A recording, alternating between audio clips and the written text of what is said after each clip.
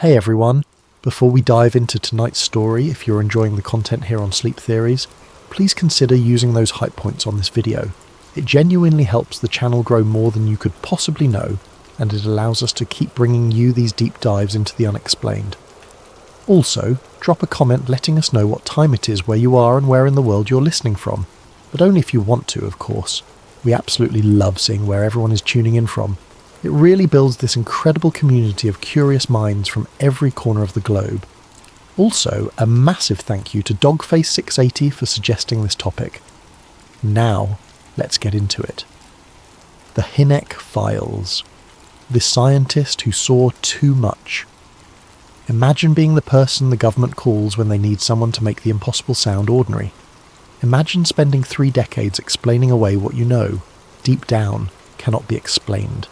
Imagine carrying secrets so heavy that even on your deathbed you can only hint at the truth. This is the story of J. Allen Hynek, the astronomer who became the Air Force's chief UFO debunker, only to become the phenomenon's most credible believer. A man who spent 22 years inside Project Blue Book, the military's official UFO investigation program.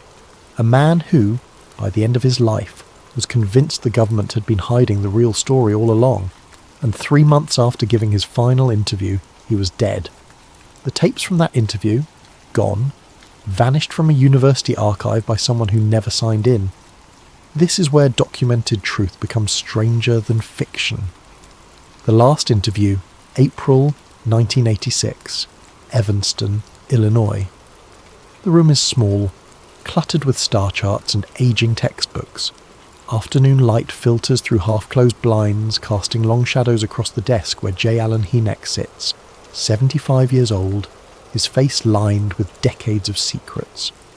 Across from him, a graduate student adjusts a tape recorder. Her name is Rebecca Marks, though she won't become important to this story until much later. This is supposed to be a simple oral history project for Northwestern University, nothing more than an elderly professor reflecting on his career in astronomy. Standard academic documentation. But Hynek keeps glancing at the door. The student notices but doesn't comment. She's young, maybe 23, and she's done her research. She knows Hynek spent more than 2 decades as the scientific consultant to the Air Force's UFO investigation programs. She knows about Project Blue Book. She knows about the swamp gas explanation that made him a punchline in 1966. What she doesn't know yet is that this interview will haunt her for the rest of her life. They talk for 90 minutes. Hynek is measured, careful, professional. He discusses stellar classification, his work at Ohio State, the development of satellite tracking systems, all safe territory. His answers are the kind you'd expect from any distinguished astronomer nearing the end of his career.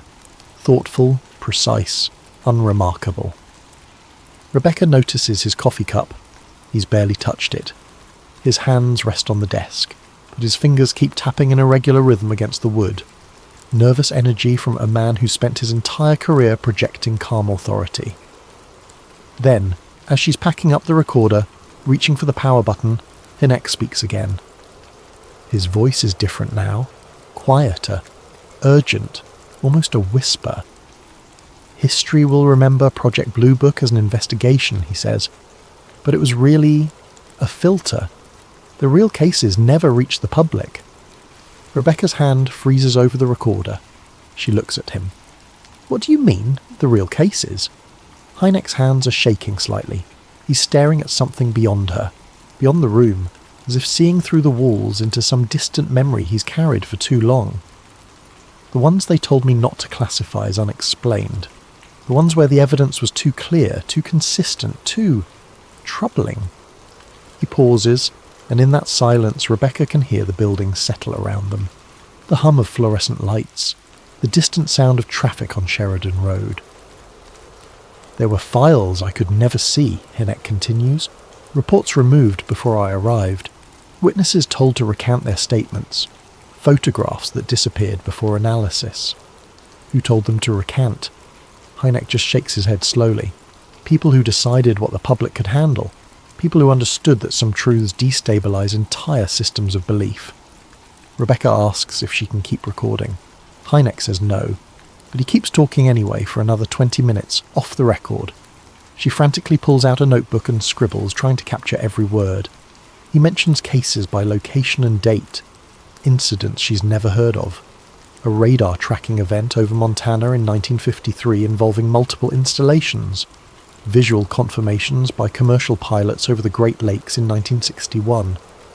Objects tracked across state lines, moving at speeds that made no aerodynamic sense. Physical evidence, burned soil, electromagnetic interference, radiation signatures that disappeared into classified channels before civilian scientists could examine it. "Why didn't you say something publicly?" she asks, her pen moving rapidly across the page. "I tried," Hynek replies, and there's something broken in his voice now. "In my way, carefully. I spoke at universities. I wrote papers with coded language. I built networks with other researchers. But there are people who don't want this conversation to happen. Not because they're evil, necessarily. Because they're terrified of what it means." He leans forward, and Rebecca sees something in his eyes she'll remember for the rest of her life. Not fear, exactly. More like the exhaustion of a man who's carried a weight too heavy for too long. Do you know what happens when you tell the public that everything they believe about reality might be incomplete?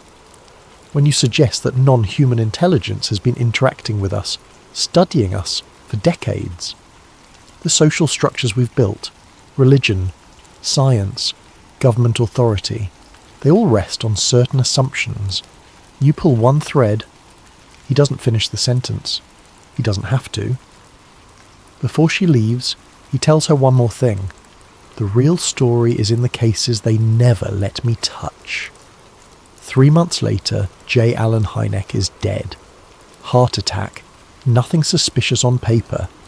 The obituaries call him a distinguished astronomer and the scientific advisor to Project Blue Book. They mention his later work founding the Center for UFO Studies. They're respectful, brief, forgettable. When Rebecca Marks returns to the university archive 2 weeks later to review the interview tape for her thesis, she's told it's missing. The archive log shows someone checked it out 6 days after Hynek's death. No name, no signature, no ID number, just a checkout date and time, May 3rd, 1986, 2:15 p.m. Rebecca files a complaint. The university apologises, calls it an administrative error. The tape is never found. She asks to see security footage from the archive reading room. She's told the system was malfunctioning that week. She contacts the campus police. They file a report and nothing happens. Years later, after she's completed her PhD and moved into a career in science journalism, Rebecca will occasionally Google J. Allen Hynek's name. She'll read the conspiracy forums, the UFO research sites, the academic papers analysing Project Blue Book's methodology. And she'll wonder if Hynek knew his time was running out, if that interview was his last attempt to leave breadcrumbs for someone willing to follow them, if he suspected someone was listening, watching, waiting for him to say too much. She still has her handwritten notes from those 20 minutes after the recording stopped. She keeps them in a safe deposit box. She's never published them. She's not sure she ever will. But sometimes, late at night, she takes them out and reads them again, and she thinks about what Hynek said. The real story is in the cases they never let me touch. The public history versus the secret history. To understand what Hynek knew and why it terrified him, you have to understand who he was before the Air Force recruited him. Joseph Allen Hynek was born May 1st, 1915 in Chicago, son of Czech immigrants who'd fled Europe seeking opportunity and stability. His father worked in a cigar factory. His mother took in sewing. They were working-class people who valued education above everything else. From childhood, Hynek was obsessed with the stars. He'd spend hours on the roof of their apartment building with a homemade telescope, charting constellations, tracking planets. His parents couldn't afford books, so he haunted the public library, devouring everything he could find about astronomy, physics, mathematics. He was brilliant. Everyone knew it. Teachers, neighbours, family friends. By age 12, he was doing university-level mathematics. By 15, he taught himself calculus. He earned a scholarship to the University of Chicago, then completed his doctorate in astrophysics by age 24. His dissertation on stellar spectroscopy, the analysis of starlight to determine a star's composition and characteristics, was considered groundbreaking work. By 1940, he'd secured a faculty position at Ohio State University. By all accounts, he was living the dream, a kid from a working-class immigrant family who'd become a respected scientist. In the academic world, Hynek was known as meticulous, skeptical, grounded in observable data. He had no patience for speculation or pseudoscience. He believed the universe could be understood through measurement, mathematics, and careful observation. He did not believe in flying saucers. When the UFO phenomenon exploded across America in the late 1940s, after Kenneth Arnold's famous sighting over Mount Rainier in June 1947, after the Roswell incident weeks later, after hundreds of reports began flooding military installations, Hynek thought it was mass hysteria. Post-war anxiety manifesting as delusion. People seeing aircraft and planets and making them into something alien. He said as much in faculty meetings. He wrote dismissive letters to colleagues who took the subject seriously. He considered the whole thing beneath serious scientific inquiry, which is exactly why the Air Force wanted him. 1948. The United States military is hemorrhaging credibility over UFO reports. Pilots, combat veterans with thousands of flight hours, are seeing objects that outperform any known aircraft. Radar operators are tracking things moving at speeds that should tear apart any physical object. The public is fascinated and increasingly convinced the government is hiding something. The Air Force needs someone with impeccable scientific credentials to calm things down. Someone who can look at the data and confidently say, weather balloons, temperature inversions, atmospheric phenomena, misidentified aircraft, optical illusions. Someone who doesn't believe in flying saucers. J. Allen Hynek seemed perfect for the job. He's recruited into Project Sign, the Air Force's first official UFO study, in late 1948. The initial contact comes through official channels, a letter on Air Force letterhead, signed by a general Hynek has never heard of. Would he be interested in consulting on a scientific matter related to aerial phenomena? Compensation provided. Minimal time commitment. Purely advisory role. Hynek is intrigued, and honestly, a little amused. He sees it as an opportunity to apply real science to a question that's become hopelessly muddied by speculation and sensationalism. His job is simple. Review sighting reports and provide scientific explanations, and at first, that's exactly what he does. A pilot reports seeing a disc-shaped object. Hynek explains it's likely a lenticular cloud formation, which can appear metallic in certain lighting conditions. Radar picks up an unidentified blip. Temperature inversion, he says. Under certain atmospheric conditions, radar waves can bounce off warm air layers, creating false returns. Multiple witnesses see strange lights. Venus, he explains patiently. At certain times of year, Venus appears exceptionally bright and can seem to move due to atmospheric distortion and the observer's own motion. He explains away lights in the sky as Venus, Jupiter, meteors, balloons, experimental aircraft, strange radar blips as temperature anomalies, equipment malfunctions, birds flocking in formation. Pilot reports as optical illusions caused by fatigue, reflected starlight, or misidentified conventional aircraft. Publicly, he tells the press, most UFO sightings can be explained by natural phenomena or misidentification. When you apply rigorous scientific analysis, the mystery disappears. The Air Force loves him. The press quotes him. Skeptics cite him. He becomes known as the scientific voice of reason in a field dominated by speculation. Internally, though, something begins to shift, because some cases don't fit the script. There are reports where Venus can't be the answer because Venus wasn't visible in that part of the sky at that time, where temperature inversions can't explain radar returns, because the atmospheric conditions were documented and stable, where pilot testimony is too detailed, too specific, too consistent with physical evidence on the ground. Hynek starts keeping two sets of notes. The official reports he submits to the Air Force, carefully worded to provide conventional explanations, and his personal observations filed away in notebooks he keeps locked in his office. In those personal notes, a pattern begins to emerge. a growing sense that he's not investigating a phenomenon, he's managing one. Project Grudge and the First Red Flags. By 1951, Project Sign has been quietly restructured into Project Grudge. The name change isn't subtle, and that's the point. Grudge was chosen deliberately. It reflected the Air Force's official stance that UFO reports were a nuisance, a distraction from real national security concerns like the Soviet threat and the Korean War. The mission was no longer investigation, it was dismissal. Hynek noticed the change immediately. The tone of the briefing shifted. The types of cases sent to him changed. Suddenly the most intriguing reports, the ones with multiple witnesses, radar confirmation, physical evidence, weren't reaching his desk anymore. Instead he received obvious misidentifications, hoaxes, reports that were easy to debunk, cases designed to make the entire phenomenon look foolish. When he asked about the more credible cases he'd heard about through military channels, he was told they were being handled by other departments, national security concerns, need-to-know basis. He started keeping more detailed personal notes, fragments that would later surface in his private papers, giving researchers a glimpse into his growing disillusionment.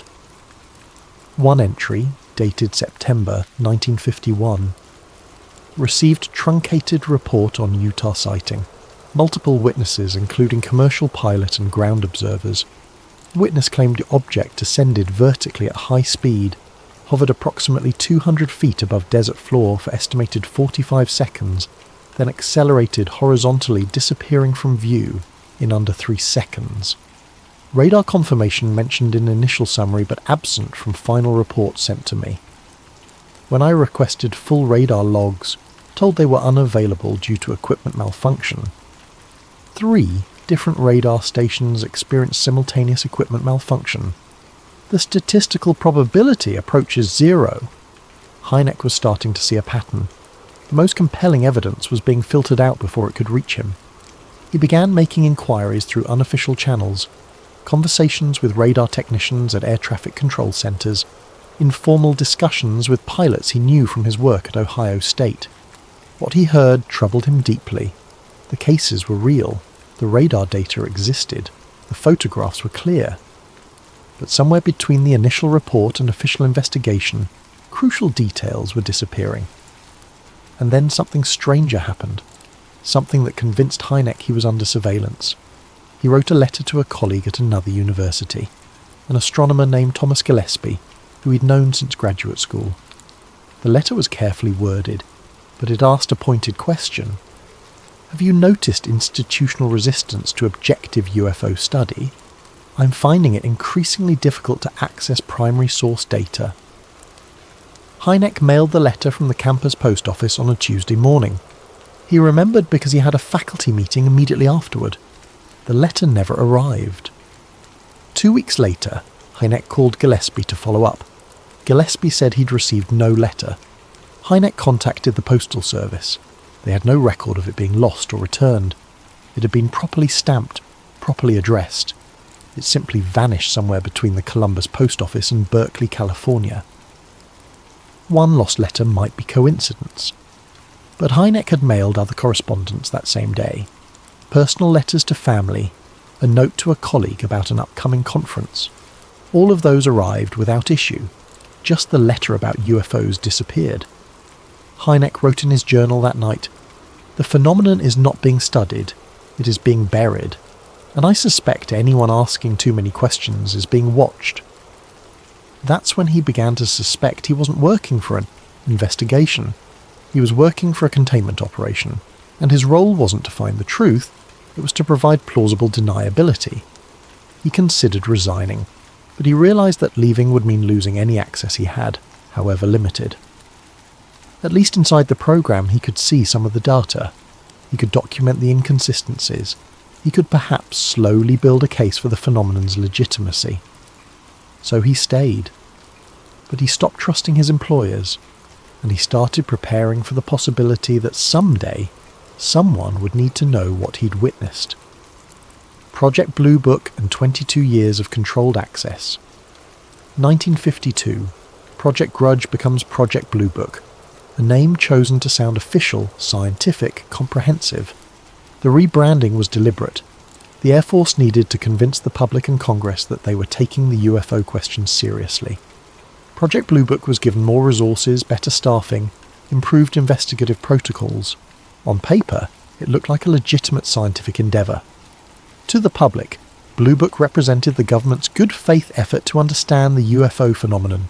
It had scientists, standardised reporting forms, investigative teams dispatched to interview witnesses. It published annual reports. It looked legitimate. J. Allen Hynek was appointed chief scientific consultant. His name lent credibility. His presence suggested serious scientific inquiry. For the next 22 years, from 1952 to 1969, he would review thousands of cases. Officially, Blue Book investigated 12,618 UFO reports during its operational lifetime. Hynek later claimed that number was misleading on multiple levels. Many explainable cases, he said, were exaggerated to make the Air Force look thorough. Simple misidentifications, aircraft lights, bright planets, obvious hoaxes, were written up as detailed investigations to pad the statistics. The message: look how many cases we solve. Meanwhile, many genuinely unexplainable cases were either downgraded, reclassified, or removed from the archive entirely before final publication. The process worked like this. A UFO report would come in through military or civilian channels. An initial investigation would be conducted. Witness interviews, site visits, photographic analysis, radar data collection. If the case was easily explainable, it went straight to Blue Book's official files. If the case was complex or unexplainable, it went somewhere else first. Somewhere Hynek didn't have access to. When, or if, he eventually saw it, crucial details had been removed or altered. Witness statements mentioning structured craft were summarised as unusual light in sky. Radar data confirming visual sightings was classified as equipment anomaly. Photographs showing clear objects were deemed inconclusive or possible lens flare. Multiple independent witnesses were reduced to single. Observer report. Hynek was given edited versions of reality. He began to realise he was seeing a curated version of the phenomenon, the parts someone had decided were safe for him to analyse and publicly explain. He started keeping more extensive personal records. After official investigations, he would quietly contact witnesses directly, conducting informal follow-up interviews. What they told him often contradicted the official reports he'd received. He also began networking with other researchers who were noticing the same patterns. Scientists and military personnel who suspected the official investigation was a facade. The cases that broke him. 2 events changed Hynek from skeptic to believer. Both were real, both remain unexplained, and both revealed just how much the Air Force was willing to manipulate the truth. The Lubbock Lights, August 25, 1951, Lubbock, Texas. 4 college professors are sitting in a backyard enjoying the warm evening air and discussing micrometeorites. These aren't random civilians. They're scientists from Texas Tech. A chemist, a physicist, a petroleum engineer, and a geologist. Professional observers trained to document phenomena accurately. At 9:20 p.m, one of them happens to glance up. What the hell is that? A formation of the lights is moving across the sky. Not random lights. A perfect V-shaped pattern, like birds flying in formation, but faster than any bird could fly. The lights are bright, bluish-white, distinct against the night sky. The formation covers the entire visible sky in about 3 seconds. That's an angular velocity that suggests incredible speed, potentially thousands of miles per hour depending on altitude. The professors barely have time to process what they've seen before it's gone. They sit in stunned silence for a moment, then immediately begin comparing observations. What colour were the lights? How many? What was the exact pattern? How fast were they moving? Their accounts match perfectly. 20 to 30 lights, bluish-white, V-shaped formation, silent, moving from north to south. Then, 18 minutes later, it happens again. Same formation, same speed, same trajectory. Over the next 2 weeks, the lights appear multiple times. Dozens of Lubbock residents see them. The local newspaper runs stories. The sightings make national news. On August 30th, a Texas Tech freshman named Carl Hart Jr. photographs them. He sets up his camera in his backyard, and when the lights appear, he captures 5 clear photographs. The images show the V formation exactly as witnesses described, multiple lights in perfect geometric arrangement. The photographs are remarkably clear. Hart brings them to the newspaper, which publishes them on the front page. The images go national. Life magazine runs them. They become some of the most famous UFO photographs of the era. The Air Force dispatches investigators. Hynek reviews the case file, and he cannot explain it. He interviews the professors personally. These are credible witnesses, trained observers with nothing to gain from fabricating a story. Their descriptions are consistent, detailed, and sober. He examines Hart's photographs. They're not hoaxes. Analysis shows no evidence of double exposure or manipulation. The lights are real. Physical objects photographed over multiple frames. He considers conventional explanations. Aircraft? No aircraft flies in that type of formation or at that speed. Meteors? Meteors don't move in perfect geometric patterns or repeat the same trajectory multiple times over 2 weeks. Reflections? Reflections don't appear to multiple witnesses in different locations and don't move consistently across the sky. Hynek writes in his official analysis, "The lights exhibited intelligent control. They moved in coordinated formations at speeds inconsistent with known aircraft. The photographic evidence is compelling. Multiple credible witnesses with consistent testimony. I cannot provide a conventional explanation that adequately accounts for all observed phenomena." That report goes up the chain of command. When the official Blue Book conclusion is published, the Lubbock lights are attributed to birds reflecting streetlights. Birds? Hynek is furious. He knows this explanation is absurd. Birds don't fly in perfect V formations at supersonic speeds. Birds don't glow with bluish-white luminescence. Birds don't maintain geometric precision while covering the entire visible sky in 3 seconds. But the case is closed. The Air Force has its explanation, and the press runs with it. The Lubbock lights become a joke. Scientists fooled by birds. Hynek tries to push back.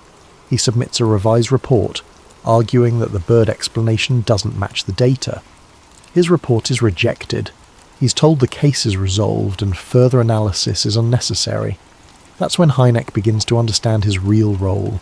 He's not there to investigate. He's there to provide scientific cover for predetermined conclusions. In his private notes he writes, "They don't want truth, they want closure. My job is to make the impossible sound ordinary, regardless of evidence." The Lubbock Lights case stays with him for the rest of his life. In later years, after he'd left Blue Book, he would publicly state that the case remained unexplained and that the official explanation was inadequate.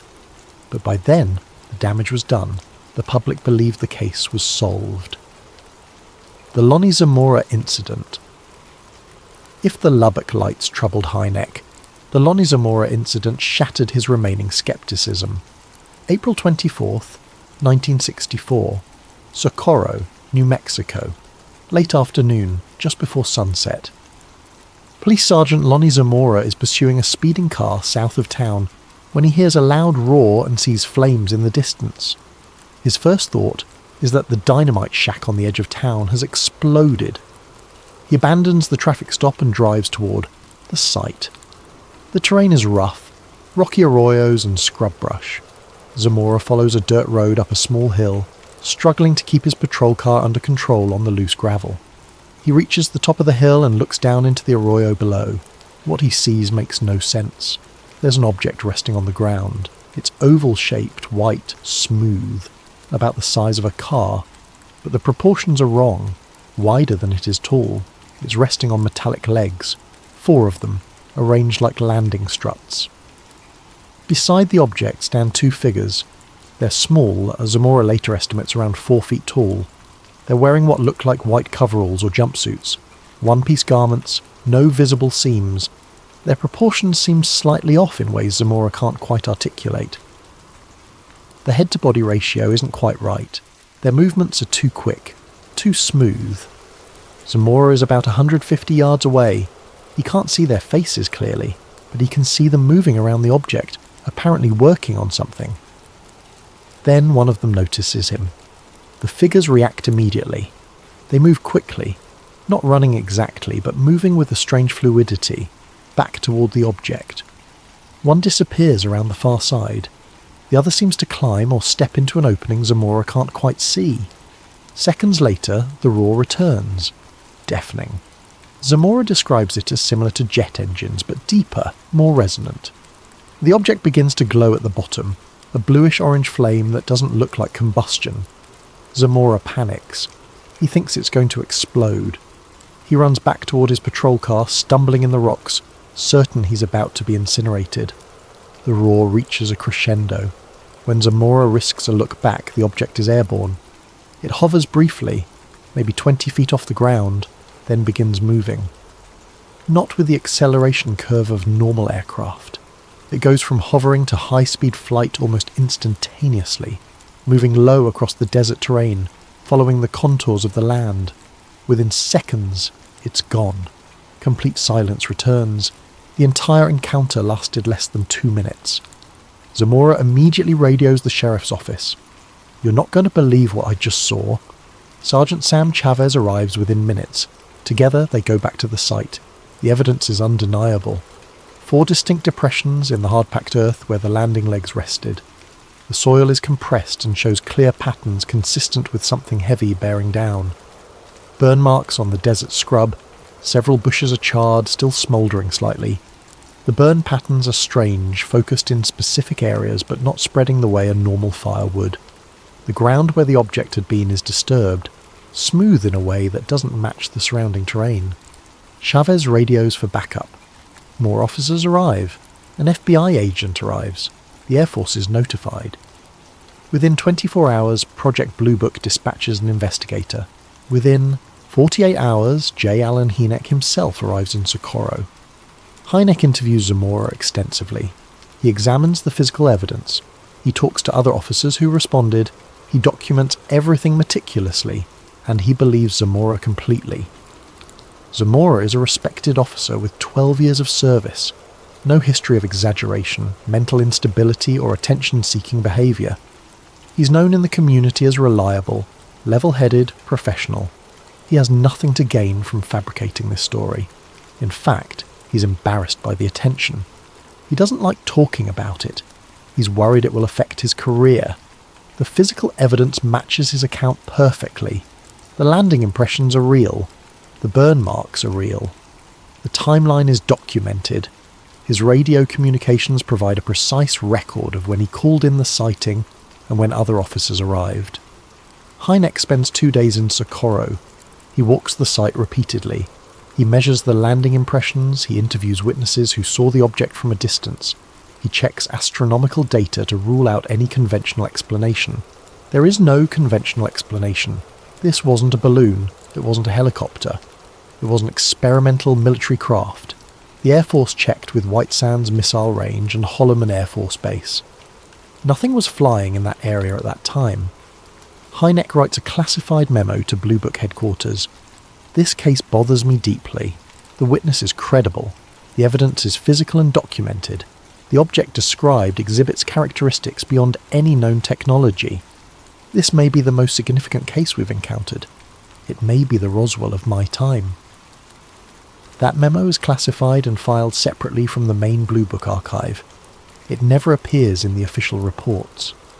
Publicly, the case is listed as unidentified, one of the few cases Blue Book couldn't explain away, but the official stance is carefully neutral. We don't know what it was, but there's no evidence it was extraterrestrial. Hynek knows the truth is more complicated. He knows what Zamora saw was real.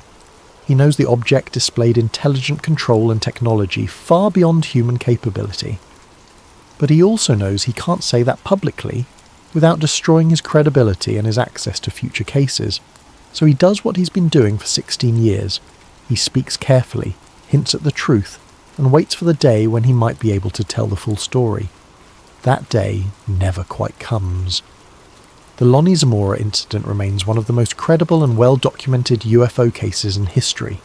Even hardcore skeptics struggle to dismiss it. The witness is too reliable, the evidence too physical, the investigation too thorough. But it also becomes a turning point for Hynek. After Socorro, he can no longer pretend he's dealing with misidentifications and psychological phenomena. Something real is happening. Something that doesn't fit into our understanding of reality. And the people running Project Blue Book know it, which is why they're working so hard to keep cases like this from reaching the public eye. The Unseen Files. Years after Blue Book closed, Air Force Colonel Robert Friend, who served as director of Project Blue Book from 1958 to 1963, began speaking more openly about what the program really was. In a 1998 interview, he confirmed what Hynek had long suspected. Blue Book operated two filing systems. One was public. The reports shared with Congress, the media, civilian researchers, and consultants like Hynek. This archive was carefully curated to present UFO reports as primarily explainable, or at least manageable. The other was classified, a parallel archive containing cases the Air Force considered genuinely sensitive. These cases involved military pilots reporting structured craft during active combat or training missions, radar installations at sensitive facilities tracking objects that couldn't be explained as atmospheric phenomena, incidents near nuclear weapons installations, missile silos and strategic air bases, events where physical evidence was collected, material samples, radiation readings, photographic evidence that suggested advanced technology, cases involving multiple military witnesses whose testimony couldn't be easily dismissed. Friend stated in the interview, "There were reports Hynek never saw. Cases that involved national security implications were handled separately. They went to different departments, different channels. Blue Book was the public face.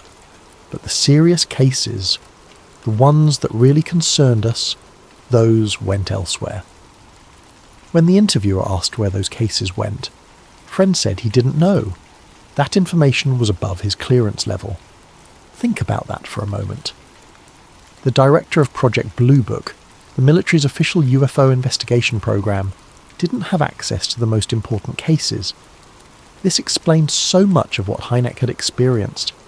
It explained why he often felt like he was investigating half stories. Because he was. It explained why witnesses would sometimes tell him details that weren't in the official reports he'd received. Because the reports had been edited before reaching him. It explained why he could never quite build a comprehensive picture of the phenomenon. Because the most compelling pieces of the puzzle were systematically removed from his view. Hynek was a prop, a scientific facade to give Blue Book credibility, while the real investigations happened in compartmented programs he'd never even hear about. He suspected this during his years with Blue Book, but confirmation wouldn't come until after his death, when researchers began interviewing former military personnel willing to speak more openly. By then, it was too late for Hynek to say, "I told you so." The switch from debunker to believer. By the mid-1960s, Hynek could no longer reconcile what he was being told to say with what he knew to be true. Internally, he was keeping extensive notes documenting the disconnect between evidence and official conclusions. He was quietly networking with other scientists who took the phenomenon seriously. He was beginning to speak more carefully at academic conferences, hinting at the limitations of Blue Book's methodology. But he was still publicly defending the program, still explaining away cases, still playing his assigned role. The breaking point came in March 1966, during what became known as the Michigan UFO wave. Between March 14th and March 21st, dozens of people across southeastern Michigan reported seeing strange lights maneuvering over fields, forests, and residential areas. The witnesses included police officers, college students, local officials, housewives, farmers, a complete cross-section of the community. The descriptions were remarkably consistent. Witnesses reported seeing glowing objects that moved erratically, changed colour, hovered in place, then accelerated to high speeds. Some described the objects as disc-shaped. Others saw only the lights. On the night of March 20th, more than 50 people, including 12 police officers, witnessed objects manoeuvring over a swampy area near Dexter, Michigan. The objects were seen for several hours. Multiple independent witnesses described the same phenomena. The sightings made national news. Michigan was in an uproar. Congressman Gerald Ford, who represented the area and would later become president, demanded a congressional hearing. The Air Force was under enormous pressure to provide answers. They dispatched Hynek to Michigan to investigate and, more importantly, to make the story go away. Hynek arrived in Ann Arbor on March 23rd. He spent 3 days interviewing witnesses, examining the sites, reviewing reports. The evidence troubled him. These weren't obvious misidentifications. The witnesses were credible. Their accounts were detailed and consistent.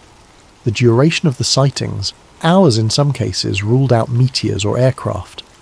But the Air Force needed an explanation. Now.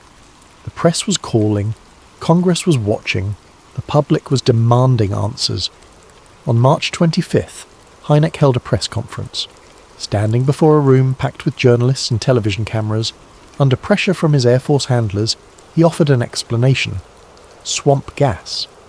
He explained that decaying vegetation in marshland can produce marsh gas, primarily methane, which can spontaneously ignite under certain conditions, creating glowing lights that appear to move. The reaction was immediate and brutal. The press erupted in laughter. Reporters shouted questions. "Are you serious? Swamp gas? That's your explanation?" The witnesses felt betrayed. The police officers who'd risked their credibility by reporting what they saw were humiliated. The scientific community was embarrassed for him. Swamp gas creating lights that multiple trained observers watched for hours, moving in coordinated patterns. It was absurd. Within hours, editorial cartoons were mocking him. Headlines declared Air Force blames UFOs on swamp gas. Late-night comedians made jokes. Hynek became a punchline. A government scientist willing to blame anything, no matter how ridiculous, rather than admit the obvious. But what the public didn't know, what wasn't revealed until years later when Hynek's personal papers were examined, was that he had written a very different report before the press conference. In his internal analysis, submitted to Project Blue Book headquarters 3 days before going public, he'd stated, "The objects described by witnesses exhibited controlled, intelligent movement inconsistent with natural phenomena. They manoeuvred with flight characteristics beyond human capability, instant acceleration, stationary hovering, coordinated group behaviour." Multiple independent witnesses, including trained observers, provide consistent testimony. Physical evidence includes electromagnetic interference with vehicle ignition systems and compass anomalies. Swamp gas does not adequately explain the observed phenomena. This case deserves serious scientific study, not dismissal. That report was rewritten before release. Hynek was told to stick to the swamp gas explanation or resign from Blue Book. He could have resigned. He could have held the press conference and said, "I don't know what these people saw, but it wasn't swamp gas." He could have maintained his scientific integrity, but he stayed. He gave the explanation they demanded. He became the man who blamed UFOs on swamp gas. Why? In private correspondence years later, Hynek tried to explain his reasoning. He still believed he could do more good inside the system than outside it. He thought that by maintaining his position, he could continue documenting cases, building evidence, preparing for a time when the truth might emerge. He also feared what would happen if he spoke out, not just to his career, but to the phenomenon itself. He worried that if he, the chief scientific consultant to Blue Book, publicly stated that UFOs were real and represented unknown technology, the backlash would set serious research back decades. So he swallowed his pride, accepted the humiliation, and continued playing his role. But something inside him broke that day in Michigan. From that point forward, Hynek began quietly reaching out to other scientists who took the phenomenon seriously. He started building a network outside official channels. He began planning for a time when he would no longer be constrained by Air Force protocols. He also began speaking more carefully but more pointedly at academic conferences and in scholarly papers. He never explicitly contradicted Blue Book's conclusions, but he raised methodological concerns. He questioned whether the investigation was designed to find truth or provide reassurance, Those who understood what he was doing, other researchers, sympathetic colleagues, recognised that Hynek was laying groundwork, building a case, preparing to speak more openly when the time was right. Hynek contacts other scientists. In the late 1960s, as Project Blue Book began its slow decline toward closure, Hynek intensified his outreach to researchers outside the military system. He established correspondence with Jacques Vallée, a French-American computer scientist who was taking a more rigorous data-driven approach to UFO research. Vallée wasn't interested in sensationalism or speculation. He wanted patterns, statistical analysis, cross-cultural comparison. Hynek and Vallée exchanged hundreds of letters over the years. In those letters, carefully worded to avoid revealing classified information, Hynek hinted at the frustrations of working within Blue Book. In a 1967 letter, Hynek wrote, "There are cases the Air Force will not let me classify as unexplained, though they clearly are. I receive reports that have been sanitized, edited, stripped of their most compelling details. It's like trying to study a phenomenon through a filter designed to make it invisible." Vallée later claimed that Hynek believed a hidden intelligence unit was operating within the Air Force, a group tasked with managing UFO incidents in ways that bypassed Blue Book entirely. This wasn't paranoia. Hynek had seen evidence of parallel investigations, cases referenced in internal memos that never appeared in official files, witnesses who mentioned talking to other Air Force investigators, who Hynek never met. Hynek also communicated with James McDonald, an atmospheric physicist from the University of Arizona, who became one of the most vocal scientific critics of Project Blue Book. McDonald was everything Hynek couldn't be: bold, confrontational, willing to publicly challenge the Air Force's conclusions. He testified before Congress, accusing Blue Book of incompetence and deliberate obfuscation. He published papers arguing that UFOs represented a genuine scientific mystery deserving serious study. The Air Force hated McDonald. They viewed him as a threat. They worked behind the scenes to undermine his credibility, questioning his professional judgment, suggesting his UFO research was affecting his scientific work. Hynek admired McDonald's courage, but couldn't publicly align with him. Doing so would have ended his access to Blue Book and eliminated any influence he had on official investigations. Instead, Hynek supported McDonald privately. He shared data. He confirmed inconsistencies in official reports. He validated McDonald's criticisms while maintaining public neutrality. It was a delicate balance, staying inside the system while supporting those trying to expose its failures. Hynek also exchanged letters with Alan Sandage, one of the world's leading astronomers and Hynek's former colleague from Ohio State. Sandage was skeptical of UFOs but respected Hynek's integrity. In one letter, dated June 1968, Hynek wrote something remarkably candid. "Alan, I no longer believe we are dealing with misidentifications or psychological phenomena. After 20 years of reviewing these cases, I'm convinced something real is interacting with us. The question is not whether the phenomenon exists. It does. The question is, what is it? And why is the government so determined to prevent serious scientific study?" Sandage's response was cautious but supportive. He encouraged Hynek to document everything, to prepare for a time when he could speak more freely. He also warned Hynek to be careful, to avoid saying anything that might give his critics ammunition to destroy his reputation. Through these relationships, Hynek began building what would eventually become a post-Blue Book research network. He was preparing for the day when the official investigation ended and the real work could begin. Blue Book closes, but the questions remain. December 17, 1969. The Air Force officially shuts down Project Blue Book.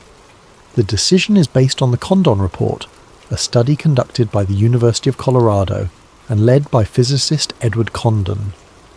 After 2 years of investigation, Condon concludes, no evidence that UFOs represent extraterrestrial craft, no evidence that UFOs pose a threat to national security, no scientific value in continued study. The report recommends terminating Blue Book and discontinuing official UFO investigations. The Air Force is thrilled. They've wanted to exit the UFO business for years. The program is a public relations nightmare, A budget drain, a constant source of congressional questions. With Condon's academic blessing, they can finally shut it down. At a press conference, Air Force officials announce Blue Book's closure with barely concealed relief. The official statement is brief. After 22 years of investigation, we have found no evidence that UFOs represent a threat, or that they are vehicles from other worlds. The matter is now considered closed. Hynek attends the press conference. He says nothing. Later, in interviews with mainstream media, he carefully endorses the closure. He tells reporters that most UFO cases can be explained, that the public's fears are unwarranted, that the Air Force made a good faith effort to study the phenomenon.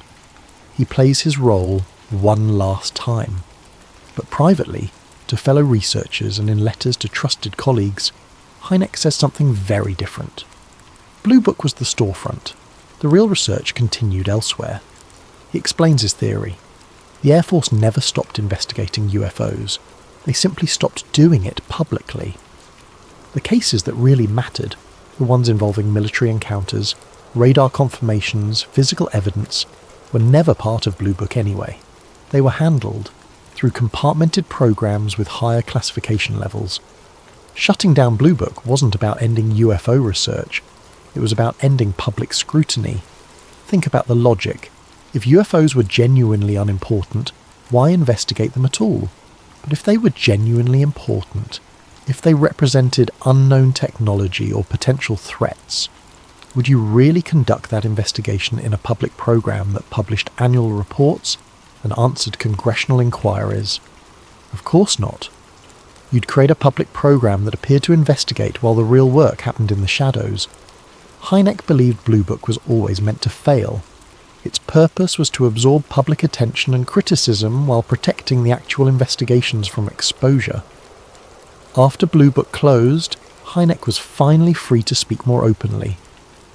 In 1973, he founded the Center for UFO Studies, creating an independent civilian database of sightings.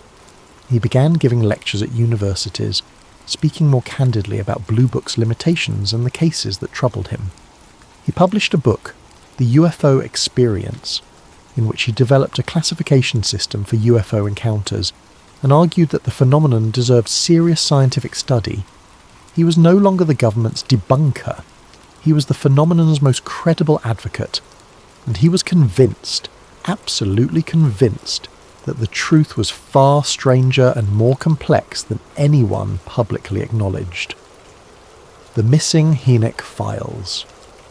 When J. Allen Hynek died on April 27, 1986, researchers and archivists at the Center for UFO Studies immediately began the process of cataloguing his personal papers. They expected a treasure trove of documentation. Hynek had been meticulous about record-keeping throughout his career.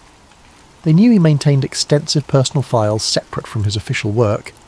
Notes, correspondence, case analyses, witness interviews, classified memos he'd managed to copy before returning them. The archive would be invaluable. Decades of first-hand observations from the man who'd been inside Project Blue Book for 22 years. Evidence of the cases they'd never published. Proof of the filtering and manipulation he'd witnessed. What they found was incomplete. Several critical categories of material were missing entirely. His personal notes on the Lonnie Zamora case, gone. These weren't official Blue Book files.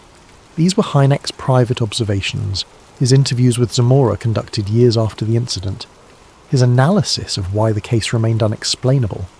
He'd referenced these notes in correspondence as recently as 1985. His private Blue Book diary, gone. Hynek had kept a personal journal throughout the 1960s, documenting his daily experiences inside Blue Book. Not the sanitized official reports, but his real thoughts, his frustrations, his observations about how cases were manipulated. He'd shown portions of this diary to close colleagues. It was several hundred pages long, an entire folder labelled 1965 Northeast Radar Incidents. Gone. This folder contained documentation of multiple radar trackings of unknown objects over the northeastern United States during a concentrated period in 1965. These cases never made it into Blue Book's official reports. Hynek had been collecting data independently, building a case that the phenomenon was real, and being deliberately ignored. His correspondence with Air Force intelligence officers between 1958 and 1964 gone. Hynek had maintained relationships with several intelligence officers who'd worked adjacent to Blue Book. Some of them had provided him with information about cases handled outside official channels. Their letters were candid, sometimes shockingly so, about the reality of what was happening. A box of witness interviews on audio cassette, gone. In the 1970s and early 80s, Hynek had revisited some of the most significant Blue Book cases, conducting new interviews with witnesses now willing to speak more freely. These recordings contained details that had never been made public. Hynek's family was adamant. The files had been in his office shortly before his death. His wife remembered seeing them when she'd helped him organise his study 3 weeks before he died. His son remembered his father mentioning the Lonnie Zamora notes, specifically in a conversation just days before the heart attack. But within a week of Hynek's death, between the funeral and when the archivists arrived to begin cataloguing, the files disappeared. The family filed inquiries. They contacted the Centre for UFO Studies. They reached out to former colleagues, asking if Hynek had loaned materials to anyone. No one had taken the files, or if they had, they weren't admitting it. Mark Roediger, who became the scientific director of the Centre for UFO Studies, later said, "It felt like someone had surgically removed the most sensitive material. Not everything, just the pieces that would have been most damaging if made public. Whoever took them knew exactly what they were looking for." The official explanation was that Hynek had likely misplaced or destroyed the documents himself in his final years. Perhaps his health had been declining. Perhaps he'd been disorganised. But people who knew Hynek found that impossible to believe. Even in his 70s, he remained sharp, organised, obsessive about documentation. He'd spent 30 years building his archive. He'd talked about it as his legacy, the evidence he'd accumulated for future researchers. Why would he destroy it? And if he'd merely misplaced it, why specifically those files? Why not a random scattering of material? Why precisely the documents that contained the most sensitive information? The alternative explanation, that someone removed the files deliberately, raised darker questions. Who had access to Hynek's home in the days after his death? Who knew what was in his archive and which pieces were most damaging? Who had the motivation to ensure those specific documents never became public? Those questions remain unanswered, but the disappearance of the files became part of Hynek's story. One more suggestion that his suspicions about surveillance and suppression weren't paranoia. The hypothesis Hynek never published in the fragments that remained of Hynek's personal archive, researchers found hints of a theory he'd been developing in his final years, a hypothesis that went far beyond simple aliens from another planet. Based on his notes, private correspondence and conversations recalled by close colleagues, Hynek believed the UFO phenomenon was non-human in origin. Not human technology, not misidentification, not psychological phenomena. Something genuinely other.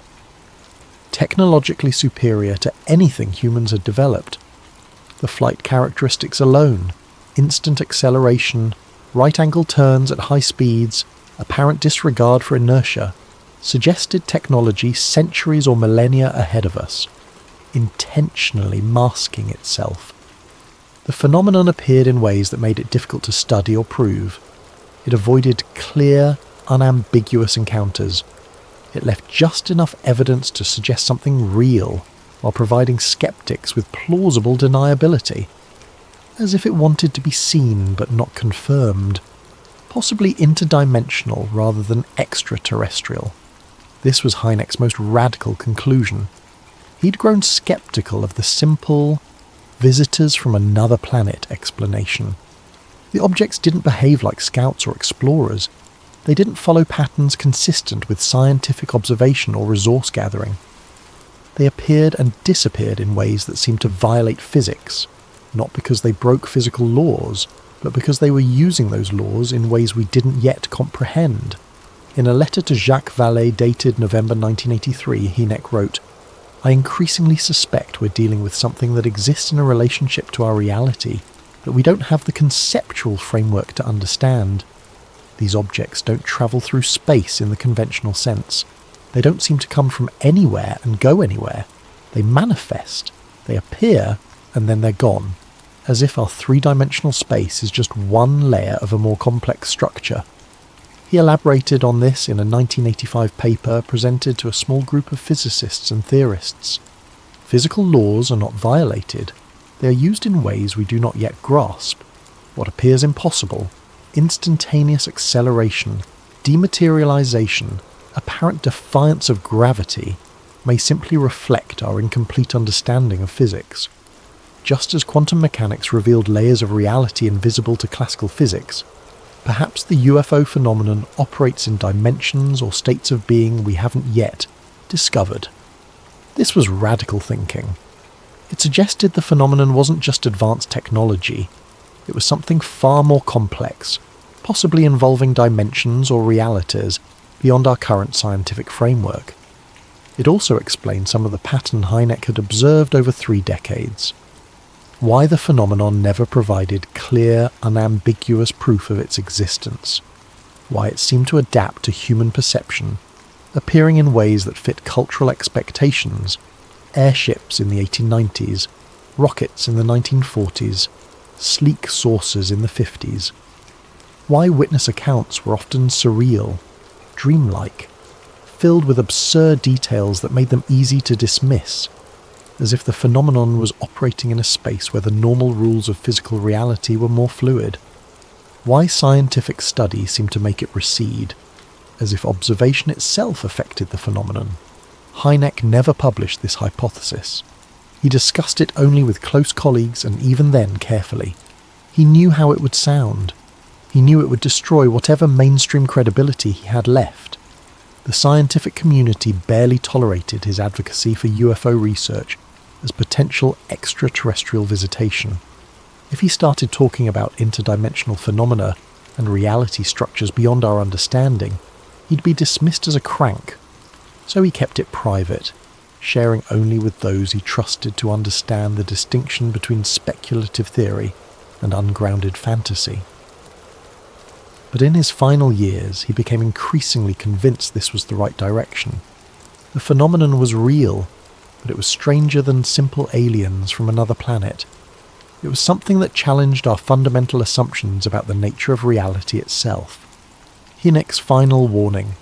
In the weeks before his death, Hynek gave a series of informal talks to small groups of researchers, private gatherings, not publicized, attended by people who had been following the phenomenon for decades. One attendee, a physicist who'd known Hynek since the 1970s, later recounted a conversation that took place at a Chicago restaurant in March 1986, just weeks before Hynek's death. Hynek was reflective that night, almost melancholy. He talked about his years with Blue Book, the cases that still troubled him, the pattern of suppression he'd witnessed. Then he said something the physicists would never forget. The Air Force knew the truth far earlier than they will admit. I'm certain of it now. They had cases in the late 40s and early 50s that were absolutely clear. Multiple witnesses, radar confirmation, physical evidence, cases that couldn't be explained away, and they made a decision. The truth was too destabilizing to reveal. The physicist asked what he meant by destabilizing. Hynek explained, "If you tell people that non-human intelligence is interacting with us, that our understanding of reality is fundamentally incomplete, that the government has been lying for decades, what happens? Religious institutions face challenges to their cosmology. Scientific paradigms crumble. Public trust in government evaporates. Social stability depends on shared assumptions about reality. Pull one thread, and the entire fabric might unravel. They chose containment over disclosure." "Do you think that was the right choice?" someone asked. Hynek was quiet for a long moment. Then, "I don't know. Maybe they genuinely believed they were protecting people from information they weren't ready to handle. Maybe they were right to be cautious. But I think they underestimated humanity. I think people are more resilient than the gatekeepers give them credit for. And I think the cost of secrecy, the cost of allowing this phenomenon to remain unexamined by the full scope of human science, That cost might be higher than the risk of disclosure. Another researcher asked if Hynek thought disclosure would ever happen. "I used to think it would come gradually," Hynek replied. "Slow revelation, careful management. But I'm not sure anymore. The secrecy has gone on so long, the compartmentalization runs so deep, I'm not sure the people currently in charge even know the full picture. The information is scattered across agencies that don't communicate. The institutional memory is fragmented. We might have reached a point where the truth can't be disclosed because no one person or organisation has access to all of it." This was a chilling idea, that the cover-up had become so complex, so bureaucratically distributed, that it had transcended any individual or agency's control. The secrecy had become self-perpetuating, maintaining itself through sheer organisational inertia. Before they left the restaurant that night, Hynek said one more thing. "I've documented what I could. I've left a record. Maybe someday, when the time is right, someone will be able to piece together the full picture. All I can do is leave breadcrumbs and hope someone follows them." 5 weeks later, he was dead. Operation Sentinel. One of the most intriguing and unverified claims about Hynek's final years involves a program allegedly called Operation Sentinel. According to Jerome Davis, a researcher who claims to have spoken with Hynek at a conference in September 1985, Hynek mentioned a classified monitoring program that allegedly continued UFO surveillance after Blue Book ended. Davis's account, published years later in a UFO research journal, describes a conversation where Hynek seemed unusually candid. Perhaps because he was among colleagues, perhaps because he was growing weary of maintaining secrecy. Hynek allegedly said, "Blue Book ended, but the work didn't. There's a program, I don't know what it's officially called, but I've heard it referred to as Sentinel. It's joint CIA and Air Force, with cooperation from NASA and possibly other agencies. It uses advanced surveillance technology that didn't exist when Blue Book was operating." He described what Sentinel allegedly involved: reconnaissance satellites specifically tasked with tracking objects entering and leaving Earth's atmosphere. Not the general surveillance satellites everyone knows about, but specialized systems designed to detect unconventional propulsion signatures and anomalous trajectories. Radar triangulation networks across the continental United States, positioned to provide overlapping coverage and immediate notification when objects moving at unconventional speeds or exhibiting unusual flight characteristics are detected. International reporting systems coordinated with allied nations, Britain, Canada, Australia, potentially others. A data-sharing network that allows for tracking of objects across national boundaries. Automated analysis systems using computer algorithms to filter reports and identify patterns, something that wasn't technologically feasible during Blue Book's operation, but became possible in the 70s and 80s. According to Davis, Hynek claimed he'd heard about Sentinel from a former intelligence officer who'd reached out to him in the late 1970s. The officer was dying of cancer and wanted to unburden himself before the end. They met at a hotel near O'Hare Airport. The meeting lasted less than an hour. The officer, Hynek never revealed his name, described an operation that had been running since the early 70s, shortly after Blue Book's closure. Blue Book was a public relations operation, the officer allegedly told Hynek. Sentinel was the real program. We kept tracking, we kept analysing, we kept investigating. We just stopped telling anyone about it. When Hynek asked why the secrecy was maintained, the officer supposedly replied, "Because the phenomenon never stopped. The sightings continued. The radar trackings continued, and we still don't understand what we're dealing with. But admitting that publicly, after spending 20 years telling everyone there's nothing to worry about, that would be career suicide for everyone involved. There is no official record of Operation Sentinel. No documents have surfaced. No whistleblower has provided corroborating testimony. No budget lines in declassified Air Force spending show a program by that name. But the idea fits perfectly with the pattern Hynek had observed for decades, a public facade covering a secret reality. If Sentinel existed, it would explain several things. Why the Air Force was so comfortable shutting down Blue Book. They didn't need public legitimacy anymore. They could monitor the phenomenon privately, without congressional oversight or media scrutiny. why credible sighting reports continued to come from military pilots and radar installations after 1969, but no official investigation was conducted. The investigation was happening, just not publicly. Why Hynek remained convinced that the government knew more than it was revealing? Because they did. The investigation never stopped. Some researchers dismiss the Sentinel story as unverifiable rumour. Others point out that the absence of evidence isn't evidence of absence, especially when dealing with classified programs. What's notable is that Hynek, a cautious, methodical scientist, found the story credible enough to mention it to colleagues. He wasn't prone to repeating unverified claims. If he talked about Sentinel, he believed there was something to it. Whether that program existed under that name or something like it existed under a different designation, the central claim seems almost certainly true. The United States government didn't stop investigating UFOs when Blue Book closed. They just stopped doing it in public view. Hynek's legacy. The man who tried to tell us softly. In the late 1970s and early 1980s, Hynek began slipping information into public speeches and academic presentations. He'd give a talk about the history of Project Blue Book and then casually mention, there were cases involving objects tracked on radar that Blue Book never officially logged. The data exists, but it was classified at the time and remains so today. Or he'd discuss the methodology of UFO investigation and note, cases involving multiple military witnesses and physical evidence often bypassed Blue Book entirely. They were handled through different channels. I wasn't given access to them. Or he'd talk about the Lonnie Zamora incident and add, I wrote extensive analysis concluding this was a genuine unknown. That analysis was classified. The public version of my conclusions was simplified. He never made explicit accusations.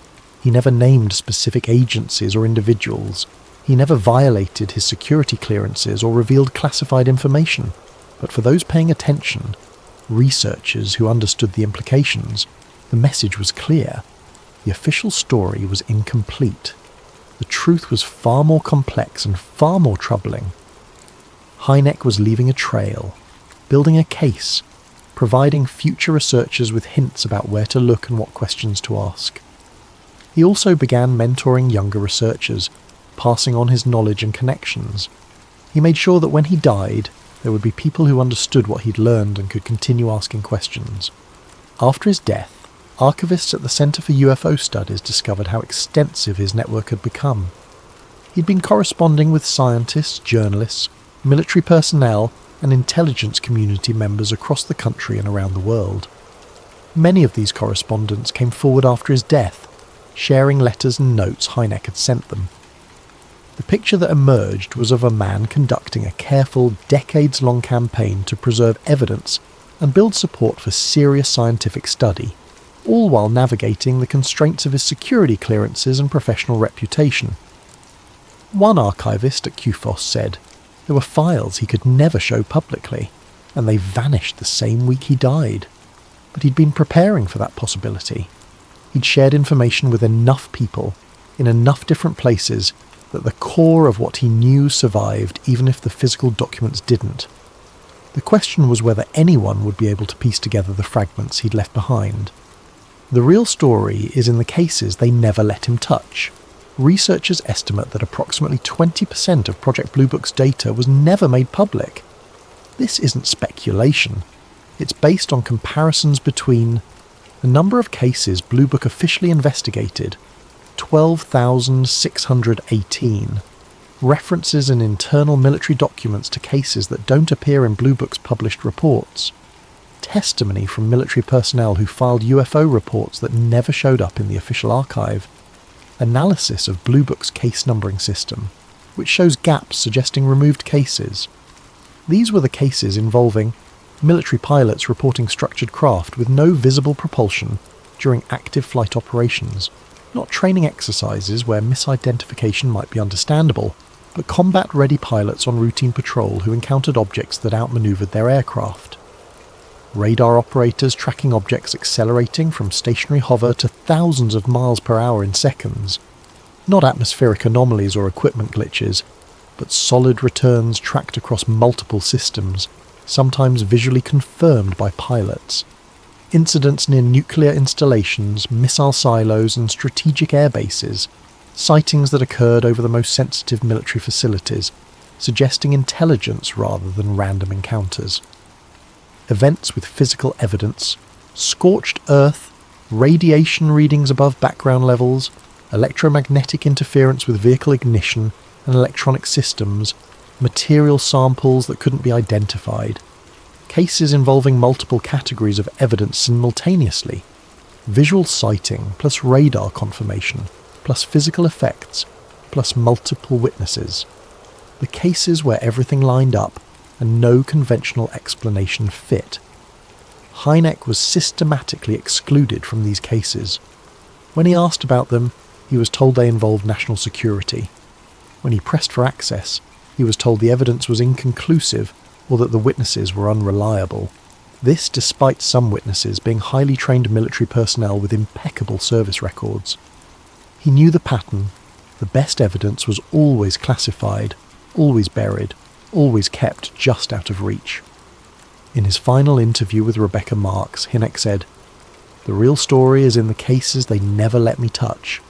That data still exists somewhere, locked in archives, hidden in compartmented programs, scattered across intelligence agencies that don't communicate with each other.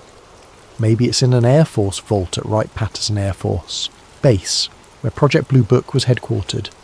Maybe it's in CIA archives, filed under counterintelligence rather than aerial phenomena. Maybe it's in the National Reconnaissance Office, mixed in with satellite surveillance data. Maybe it's distributed across multiple agencies, each holding pieces of a puzzle none of them can see completely. And maybe, just maybe, there are people inside those agencies who know the full truth. People who've seen the evidence Hynek never could. People who understand what's been interacting with us for decades. People who carry the same burden Hynek carried, knowing something that changes everything but being unable to speak. The question is, will they ever tell us? Or will the phenomenon remain what it's always been? Something we glimpse, something we document, something we can never quite prove. A reality that exists in the gap between what we can observe and what we can conclusively demonstrate. J. Allen Hynek spent 30 years trying to answer that question.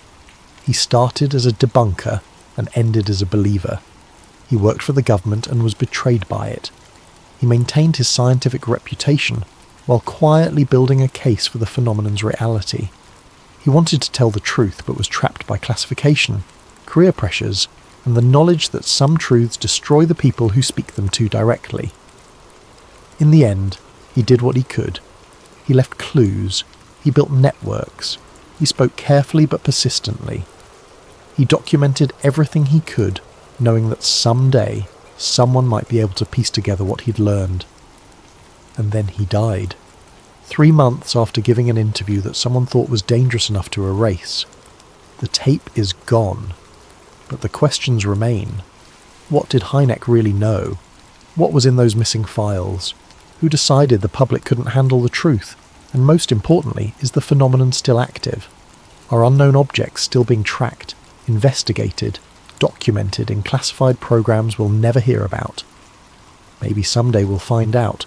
Maybe the truth will emerge gradually through freedom of information requests and whistleblower testimony. Maybe some future equivalent of Hynek will decide the time has come to speak openly. Consequences be damned.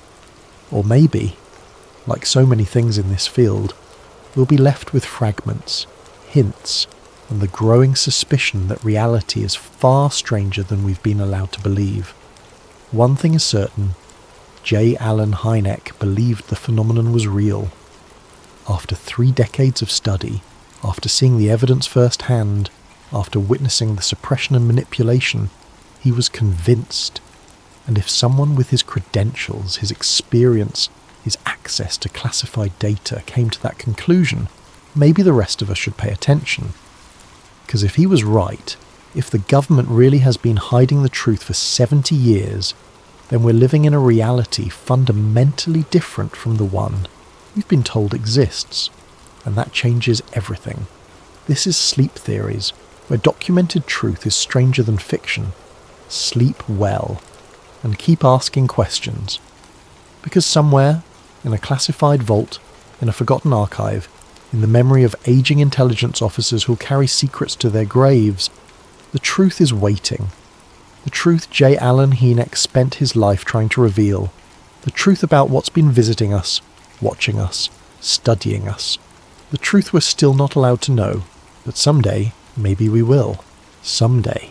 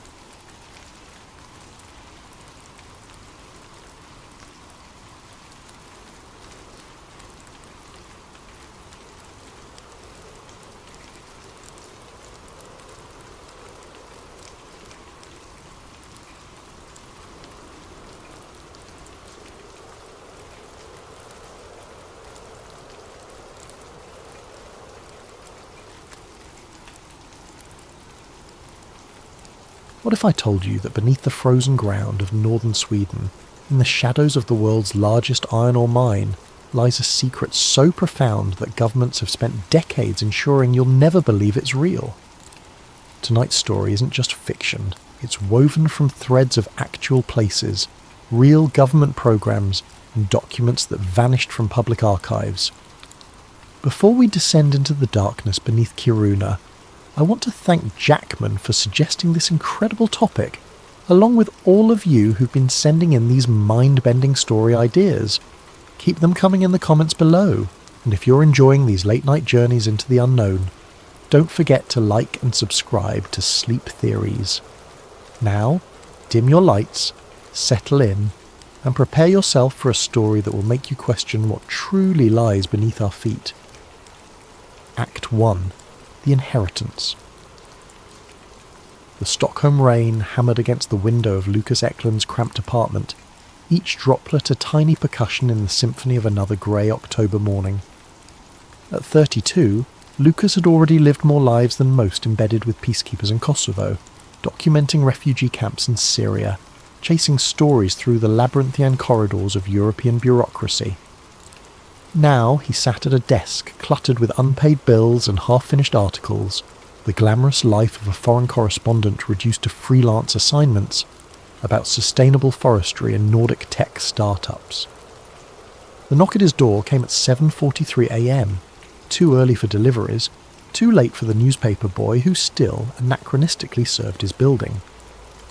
Through the peephole, Lucas saw an elderly man in a wool coat, water streaming from the brim of his hat. Mr. Eklund?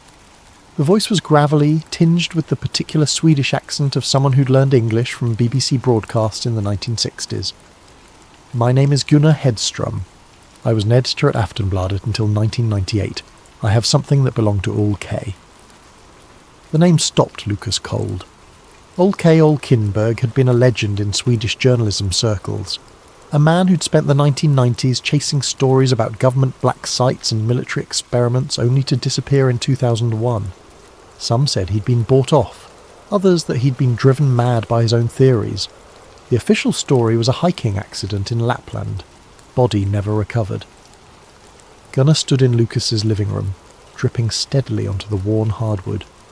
From a leather satchel he produced a package wrapped in oilcloth and sealed with wax an oddly archaic touch that made Lucas's journalistic instincts twitch. Ole gave this to me 3 weeks before he disappeared, Gunnar said, his roomy eyes fixed on the package.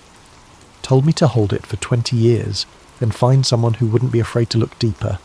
Your work in Kosovo, the piece about the chemical weapons that NATO denied Ole would have respected that. The package was heavier than it looked. Inside, Lucas found 3 cassette tapes, their labels faded but legible. Interview 1, January 17th, 1999. Interview 2, January 24th, 1999. And Background Must Listen First. There was also a manila folder containing photocopied documents, some in Swedish, others in English, many with sections heavily redacted. But it was the small notebook that made his hands tremble slightly, page after page of coordinates, each accompanied by cryptic notes. Ventilation, shaft blocked 1994. Emergency access magnetic anomaly. Primary entrance 67.8558 degrees north, 20.2253 degrees east. That last set of coordinates, Lucas knew without checking, pointed to Kiruna, home to the world's largest underground iron ore mine, a city literally being relocated piece by piece as mining operations caused the ground to subside. "Why now?" Lucas asked, looking up at Gunnar. The old man was already at the door. "Because they're about to tear down the old Kiruna completely. Whatever Oli found, if it's still there, it won't be for much longer." Alone again, Lucas loaded the first tape into an ancient cassette player he'd bought from a flea market years ago. The voice that emerged was calm, measured, speaking accented English, with the precision of someone who had learned it as a second language. "My name is not important. What matters is what I have seen, what I know to be true despite all attempts to convince me otherwise. I worked as a contractor for the Swedish Geological Survey from 1987 to 1999. My specialty was deep earth acoustics using sound waves to map underground formations. In the winter of 1990, my team was assigned to a project near Kiruna, supposedly to assess ground stability for future mining operations." The voice paused, and Lucas could hear the distinctive sound of a cigarette being lit indoor smoking, another relic of a bygone era. "What we found beneath Kiruna had nothing to do with iron ore. The chambers were already there, had been there for much longer than any human mining operation. The military knew. They'd known since at least 1969, when the first deep core samples brought up materials that couldn't be explained, alloys that shouldn't exist, organic residues that predated any known life in the region by millions of years." Lucas paused the tape, his coffee growing cold in his hand. He'd heard plenty of conspiracy theories in his career, had even chased a few. But something about the voice, the matter-of-fact delivery, devoid of the usual paranoid energy of conspiracy theorists, made him continue listening. "I was part of a joint operation between the Swedish Ministry of Defence and a NATO working group called Project Deepwatch. Officially, we were mapping potential nuclear waste storage sites. Unofficially, we were documenting a vast network of chambers and tunnels that showed clear signs of artificial construction. Not human construction.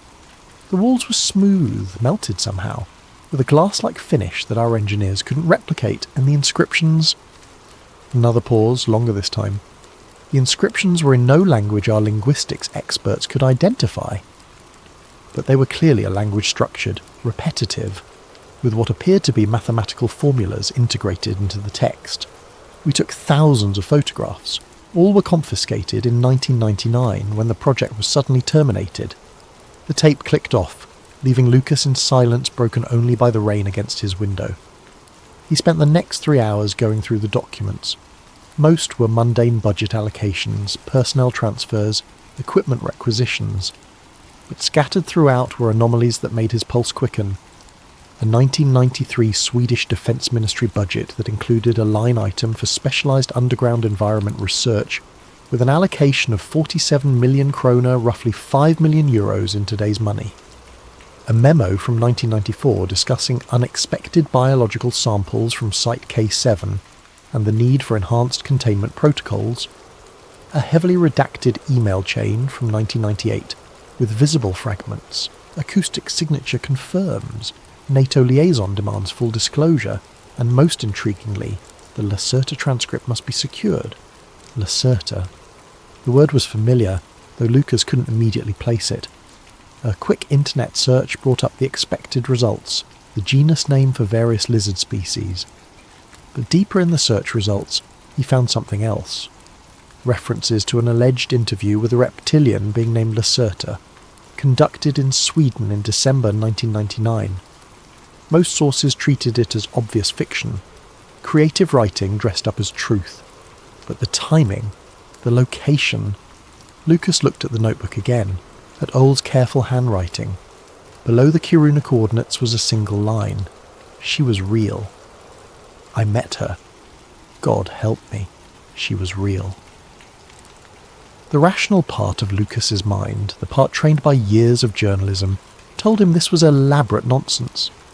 Underground chambers could be explained by geological processes. Strange inscriptions might be pareidolia seeing patterns where none existed. The budget items could be Cold War paranoia, Sweden's attempt to keep pace with superpower military research. But old Kinberg had been neither gullible nor insane.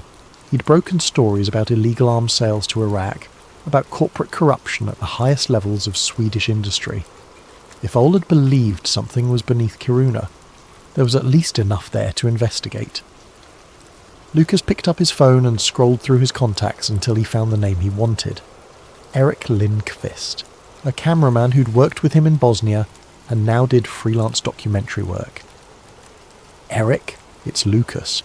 How do you feel about a trip to Kiruna? I've got a documentary idea about the mining industry. In October. It's already starting to freeze up there. That's the point. We want to capture the harsh conditions, the isolation. Plus, I've got a new angle, the human impact of the city relocation. Eric was silent for a moment. You're chasing something else, aren't you? Maybe. Can you be ready in 3 days? I'll bring the thermal cameras. If you're going full conspiracy theorist on me, we might as well do it properly. After ending the call, Lucas returned to the cassette player and inserted the second tape. This time the voice was different, older, more hesitant, speaking Swedish, with a distinct Sami accent. The recording quality was poorer, with wind noise in the background suggesting an outdoor interview. I was 12 when I first saw them, the voice said. This was 1971. My father was a reindeer herder, and we were following our herd near Tornetrask. There was a snowstorm coming, and we needed shelter. Father knew of some caves in the hillside, old places our people had used for generations. But that night the caves were occupied. Can you describe what you saw? Ole's voice, younger but recognisable. Lights first. Blue-white like LED, but this was long before LED. And figures tall, too thin, moving wrong. Father grabbed me and we ran. We never spoke of it, but he never took the herd that way again. Years later, when I was working at the mine, I met others who'd seen things. The company brought in special teams whenever we broke through into certain chambers. They'd seal the area, no local workers allowed. They said it was for radiation safety, but we never detected any radiation. The tape continued, but Lucas's attention was drawn to a photograph that had fallen from the folder. It showed a group of men in military uniform standing in front of what appeared to be a mine entrance. The photo was dated August 1994. One face he recognised immediately, General Carl Nordstrom, who'd later become Sweden's Chief of Defence. Another took him longer to place, but when he did, his breath caught. It was a younger version of Lars Henriksson, currently Sweden's Minister of Defence. Whatever had happened in Kiruna, it reached the highest levels of Swedish government. Act 2. Following the coordinates. 3 days later, Lucas stood in the Kiruna airport watching his breath fog in the minus 15-degree air. October in Lapland was a liminal time too late for the midnight sun, too early for the tourist-friendly winter darkness. The town sprawled before him, a monument to human stubbornness built on ground that was literally collapsing beneath it. Eric met him at the rental car station, his van already loaded with equipment. I did some research after your call, Eric said as they drove toward the town centre. Kiruna's even stranger than I remembered. They're not just relocating buildings, they're moving the entire town 3 kilometres east. The official reason is ground subsidence from mining, but the pattern of collapses doesn't match normal mining degradation. What do you mean? Mining subsidence is predictable, you can model it based on extraction patterns. But Kiruna has had collapses in areas that should be stable, while some heavily mined areas remain intact. It's like something else is causing selective instability. They checked into a small hotel on the outskirts of town, one of the few that would survive the relocation. The owner, a weathered woman named Astrid, eyed their equipment with suspicion. "Documentary filmmakers?" she asked in English, noting their Stockholm accents. "About the mining industry and the town relocation," Lucas confirmed. Astrid's expression softened slightly. "Good. Someone should document what we're losing. This town has secrets, you know. Stories the mining company doesn't want told." "What kind of stories?" She glanced around the empty lobby, then leaned closer. "My grandfather worked the mines in the 1940s. He used to tell us about the old tunnels, the ones that were here before LKAB started mining. The company says they're natural formations, but Grandfather swore they were cut too straight, too smooth. And the sounds... Sounds? Like singing, but not human. The miners called it mountain music. The company banned anyone from talking about it in the 1960s. Said it was just acoustic effects from the mining equipment, but the old-timers knew better." That evening, Lucas and Eric visited the local library, searching through newspaper archives. The librarian, a young man named Marcus, was helpful but curious about their specific interest in 1990s military activity. "Not many people ask about that period," Marcus said, pulling out boxes of archived newspapers. "There was a media blackout on military exercises here from 1992 to 1999. National security, they said. But my uncle was a journalist for the local paper then. He always said there was more to it." The archives revealed a pattern. Throughout the 1990s, there were repeated mentions of geological surveys and stability assessments conducted by teams that included an unusual number of non-Swedish personnel. One article from 1994, buried on page 7, caught Lucas's attention. "Unexplained Tremors Puzzle Scientists." The article described a series of underground vibrations detected by seismic equipment, occurring at depths far below any mining activity. A geology professor from Uppsala University was quoted saying the tremors showed characteristics inconsistent with natural tectonic activity. The professor, Lucas noted, had retired abruptly 6 months after the article was published. The next morning they drove to the coordinates from Oll's notebook. The first 3 locations were disappointment-sealed mine entrances, now behind chain-link fences marked with LKAB logos and no trespassing signs. But the 4th set of coordinates led them off the main road, down a forestry track that hadn't been maintained in years. The track ended at a concrete structure partially hidden by overgrowth. It looked like a bunker entrance from World War II, but the concrete was too new, the design too modern. A sign, faded but legible, read, "Geological Survey Station 7 authorised personnel only." Below it, almost invisible unless you knew to look, was another sign, a radiation hazard symbol accompanied by text warning of "Electromagnetic Field Hazard Pacemaker Warning." "Radiation and EM fields from a geological survey station," Eric muttered, filming the signs. "That's unusual." The entrance was sealed with a heavy steel door, but air vents on either side suggested the structure extended underground. Lucas made notes while Eric filmed, but they were interrupted by the sound of an approaching vehicle.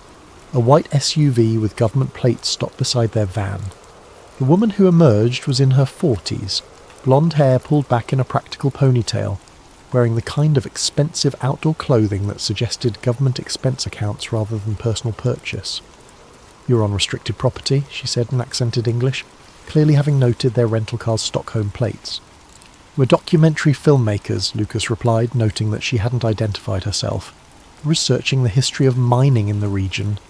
"This has nothing to do with mining." She studied them with pale blue eyes that missed nothing. "My name is Elle. I work for the Geological Survey. This is a decommissioned monitoring station from a 1990s research project. There's nothing here of interest to filmmakers." "Elle?" Eric asked. "Just Elle?" She smiled thinly. "In my line of work, full names are a luxury. Now, I need you to leave. This area is still contaminated from old experiments. Nothing dangerous if you leave now, but prolonged exposure wouldn't be advisable." "What kind of experiments?" Lucas pressed. "The classified kind." Her tone remained pleasant, but there was steel beneath it. The kind that curious journalists sometimes misinterpret, leading to embarrassment for everyone involved. "You seem intelligent, Mr. Eklund." "Yes, I know who you are. Your work in Kosovo was admirable. But this isn't Kosovo. This is sovereign Swedish territory and you're trespassing." As they prepared to leave, Elle added almost casually, "If you're truly interested in the mining industry's impact, you should interview the old-timers at the Kalixälven retirement home. They have wonderful stories about the early days of LKAB, much more suitable for your documentary than classified government research." The drive back to Kiruna was silent until Eric finally spoke. "She knew your name." "She knew we were coming," Lucas corrected. "Someone's been watching since we arrived.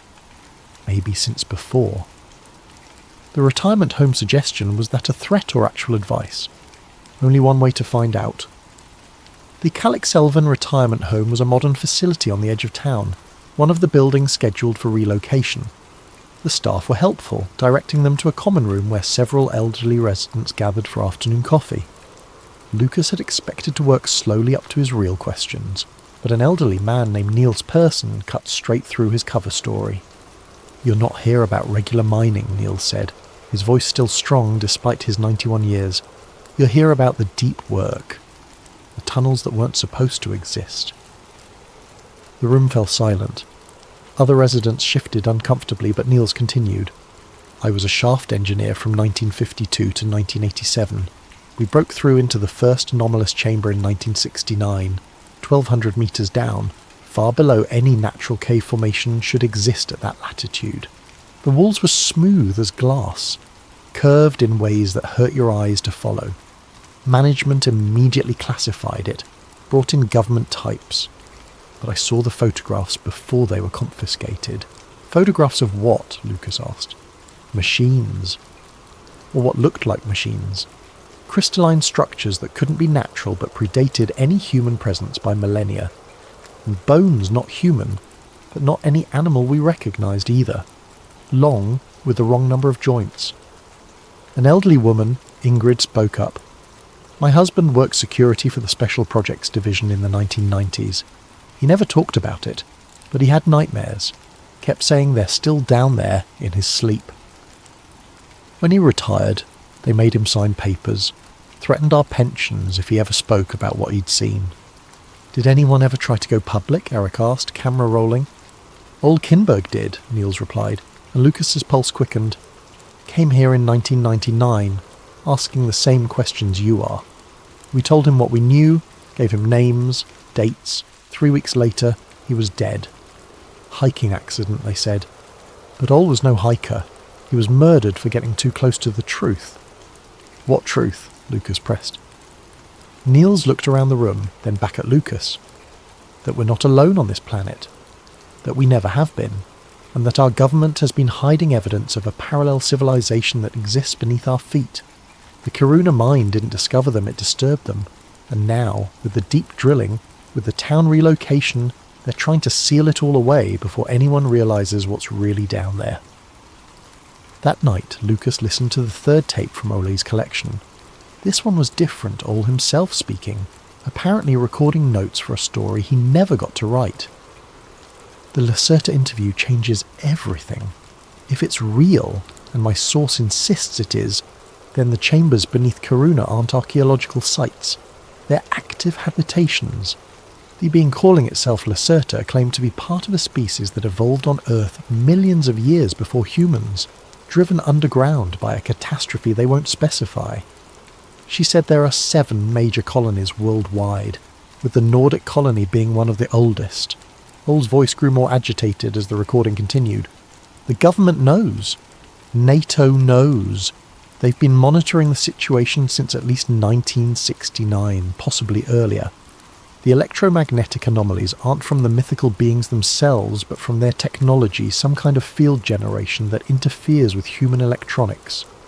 That's why so many military projects in the area have been classified. They're not studying them, they're negotiating with them." The tape ended with Ole's final words.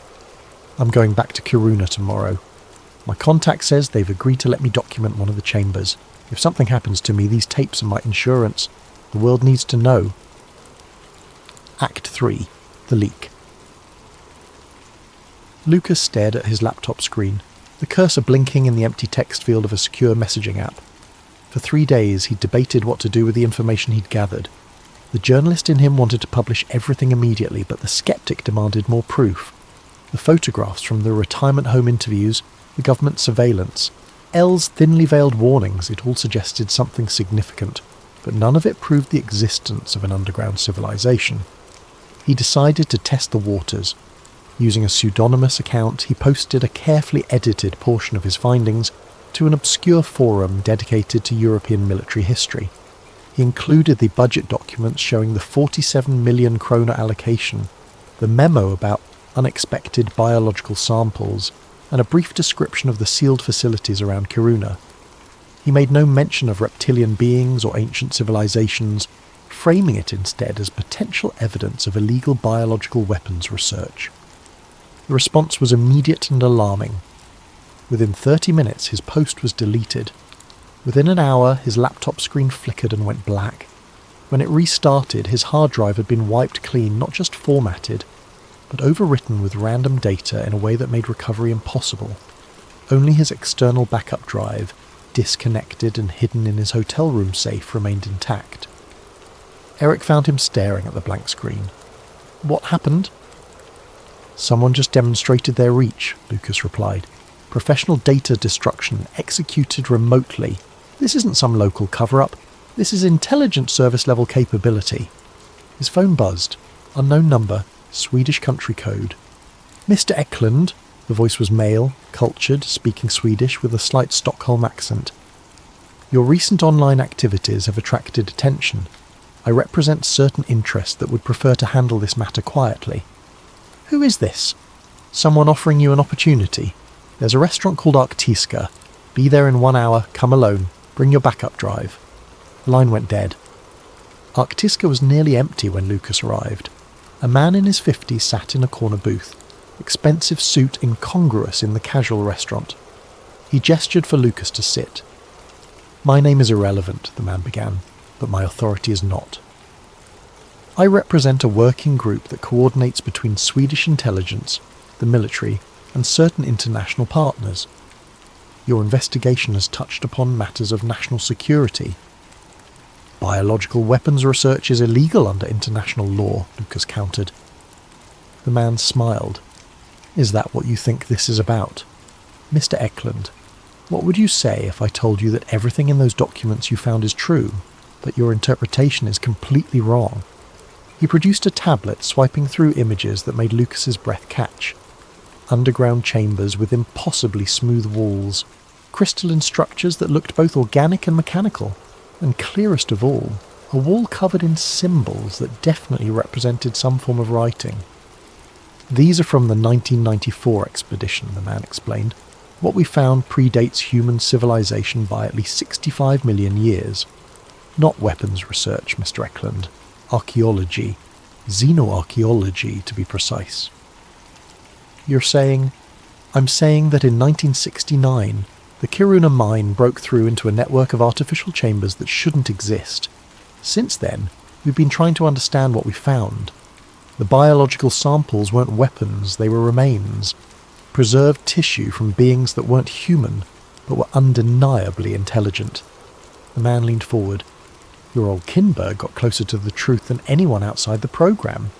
His Lacerta interview, we know he met someone or something. We've been trying to find his contact ever since. That's why we've allowed you to continue your investigation. We hoped you might lead us to answers. If this is all legitimate archaeology, why the secrecy?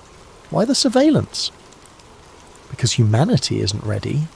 Can you imagine the panic if people learned they weren't Earth's first intelligent species? The religious implications alone would destabilize entire nations. We're not hiding the truth forever, just until we understand it better. And if I refuse to stop my investigation—" The man's expression hardened. "Then you'll find your life becoming very difficult. Not threats, Mr. Eklund, just reality.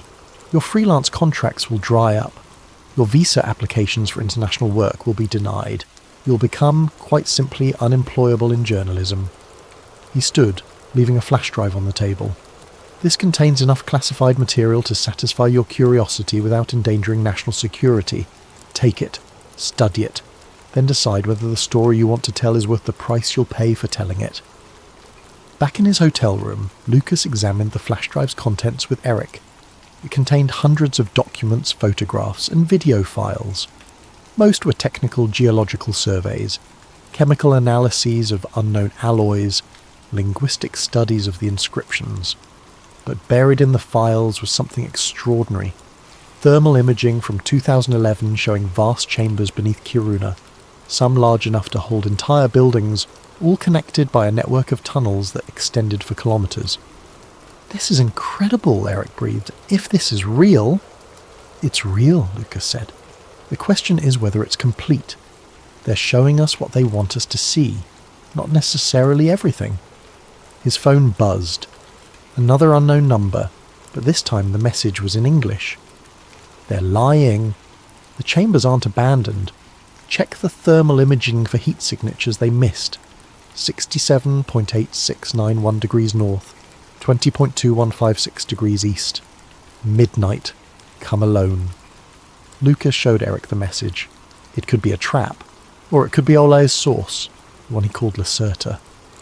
They spent the rest of the day analysing the thermal imaging.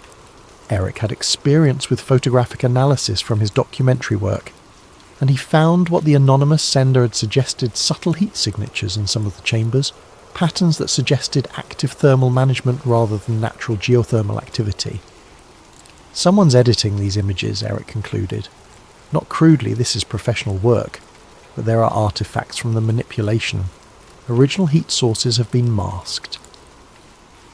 As midnight approached, Lucas prepared to meet his mysterious contact. The coordinates led to an abandoned mining equipment warehouse on the outskirts of town. Eric wanted to accompany him, but Lucas insisted on following the instructions. The warehouse was dark, lit only by moonlight streaming through broken windows. Lucas waited, every sound making him tense. Then, from the shadows, a figure emerged. It was Elle, the government geologist. But something about her was different, her movements too fluid, her eyes reflecting light in a way human eyes shouldn't. "You're very persistent, Mr. Eklund," she said, but her voice had changed, taking on harmonics that made his skin crawl. Ole was the same way. It killed him, you know. Not literally, we don't harm humans unless absolutely necessary, but the knowledge broke something in him. You're not human." She smiled, and for a moment her features seemed to shift, becoming something else before snapping back to human appearance. "I'm as human as I choose to appear. We've been practicing for millennia. Some of us can pass perfectly, others less so." The Lacerta interview, it was real. Real is a complicated concept. The being Ole interviewed was real, yes, but much of what she told him was simplified, sanitized for human consumption. We're not reptilian in the way you understand, that's just how your pattern recognition interprets us. We're something older, something that doesn't fit your taxonomies. Why reveal yourself to me? Because the government's plan is failing. The deep drilling, the town relocation, they think they can seal us away, pretend we don't exist. But we've been here longer than your species has existed. We'll be here long after you're gone. The question is whether we coexist peacefully, or whether fear and ignorance lead to tragedy. She handed him a metal cylinder, about the size of a flashlight but covered in the same symbols from the underground chambers. "This contains our real history. Not the fiction we fed, Olor, but the truth about what we are, where we came from, and why we stayed hidden. Your technology can't read it yet, but in time, when you're ready, it will reveal itself. Why should I trust you? You shouldn't. But consider this: if we wanted to harm humanity, we've had 65 million years to do it. We've watched you evolve, watched you spread across the planet, watched you dig deeper and deeper into our domain. We've never interfered. We just want to be left alone. The government thinks the chambers are abandoned." Elle laughed, a sound that wasn't quite human. "They see what we allow them to see. The chambers they found are the ones we abandoned centuries ago. Our real cities are deeper, shielded in ways your technology can't penetrate. But the mining is getting closer, and we're running out of places to retreat. So what do you want from me? Tell the truth, but tell it carefully. If you frame this as alien invasion or conspiracy theory, no one will believe you, and you'll be dismissed as another crackpot. But if you focus on the verifiable facts, the government cover-up, the military involvement, the suppression of archaeological discoveries, you might just open enough minds to prevent a catastrophe." She turned to leave, then paused. Ole asked me once what we feared most about discovery. I told him it wasn't human violence we've survived worse. It's human curiosity. Once you know we exist, you'll never stop trying to find us, study us, understand us. And in doing so, you might destroy both our civilizations. Act 4. The Descent. The meeting with Elle, or whatever she truly was, left. Lucas shaken but determined. He had 3 pieces of evidence now: the government documents, the thermal imaging showing active heat signatures, and the mysterious cylinder. The first 2 could be verified and potentially published. The third remained an enigma, its surface symbols seeming to shift when he wasn't looking directly at them. Eric had spent the night analysing the thermal imaging data while Lucas was at the warehouse. His findings were disturbing. "Look at this," Eric said, pointing to his laptop screen. "The heat signatures follow a pattern, regular intervals, consistent temperatures. This isn't random geothermal activity, it's climate control. Someone or something is maintaining specific temperatures in those chambers." "The government has to know," Lucas mused. "The data came from their servers. Unless they're not looking for it. If you expect empty archaeological sites, you might explain away heat signatures as equipment malfunction or natural phenomena. But if you know something's living down there..." They were interrupted by a knock at the door. Lucas checked the peephole to find Marcus, the librarian, looking nervous and carrying a cardboard box. "I'm sorry to bother you," Marcus said when Lucas let him in. "But my uncle, the journalist I mentioned, he died last week. Heart attack, they said, but he was healthy as a horse. Before he died, he told me if anyone came asking about the 1990s military activity, I should give them this." The box contained notebooks, photographs, and what appeared to be hand-drawn maps. Marcus's uncle had been documenting unusual activities around Kiruna for decades, creating a parallel history to the official narrative. One map in particular caught Lucas's attention. It showed the mine's official layout overlaid with additional passages marked in red ink. A note in the margin read, "Ventilation tunnels sealed 1994-1997. Still accessible through maintenance shaft 7. Guards posted until 2001, then abandoned." "Your uncle explored these tunnels?" Lucas asked. "He tried to, several times. Got caught twice, warned off by military police. But he said there was one route they missed, an old ventilation shaft from the 1950s that connected to the newer system. It's how the workers used to sneak out for unauthorised breaks." Marcus pulled out a photograph, grainy but clear enough. It showed a massive underground space, lit by what appeared to be industrial lighting. But the walls weren't rough rock, they were smooth, almost organic looking, with the same glassy finish described by the witnesses at the retirement home. When was this taken? 2003. My uncle managed to get about 200 metres into the restricted area before he heard something that scared him off. He never went back, but he said what he saw changed his entire worldview. That evening, Lucas and Eric made a decision that would either vindicate their investigation or end very badly. Using Marcus's uncle's maps and the coordinates from Ole's notebook, they planned an unauthorised exploration of the sealed tunnels. They prepared carefully. Eric had thermal cameras, air quality monitors, and enough battery power for 8 hours of recording. Lucas carried copies of all their evidence, ready to upload to multiple cloud servers if they found anything significant. They also left detailed notes with Marcus, instructions to release everything to international media if they didn't return within 12 hours. Maintenance shaft 7 was exactly where the map indicated, hidden behind a derelict equipment shed 3 kilometres from the main mining complex. The lock had been cut years ago and never replaced, suggesting they weren't the first unauthorised visitors. The descent was easier than expected.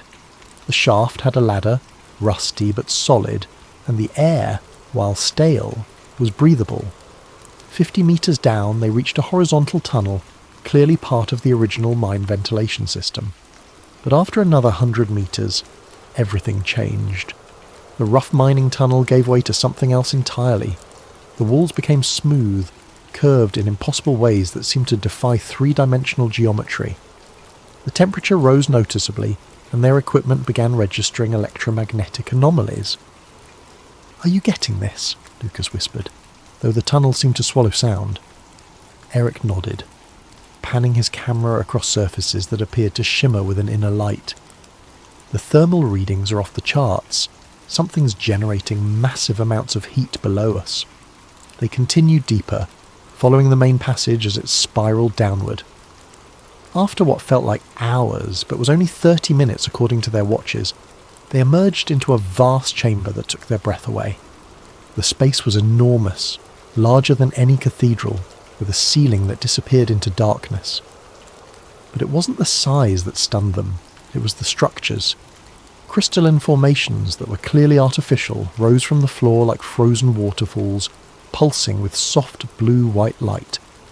Along the walls, those same indecipherable symbols they'd seen in photographs were carved deep into the rock, some glowing faintly.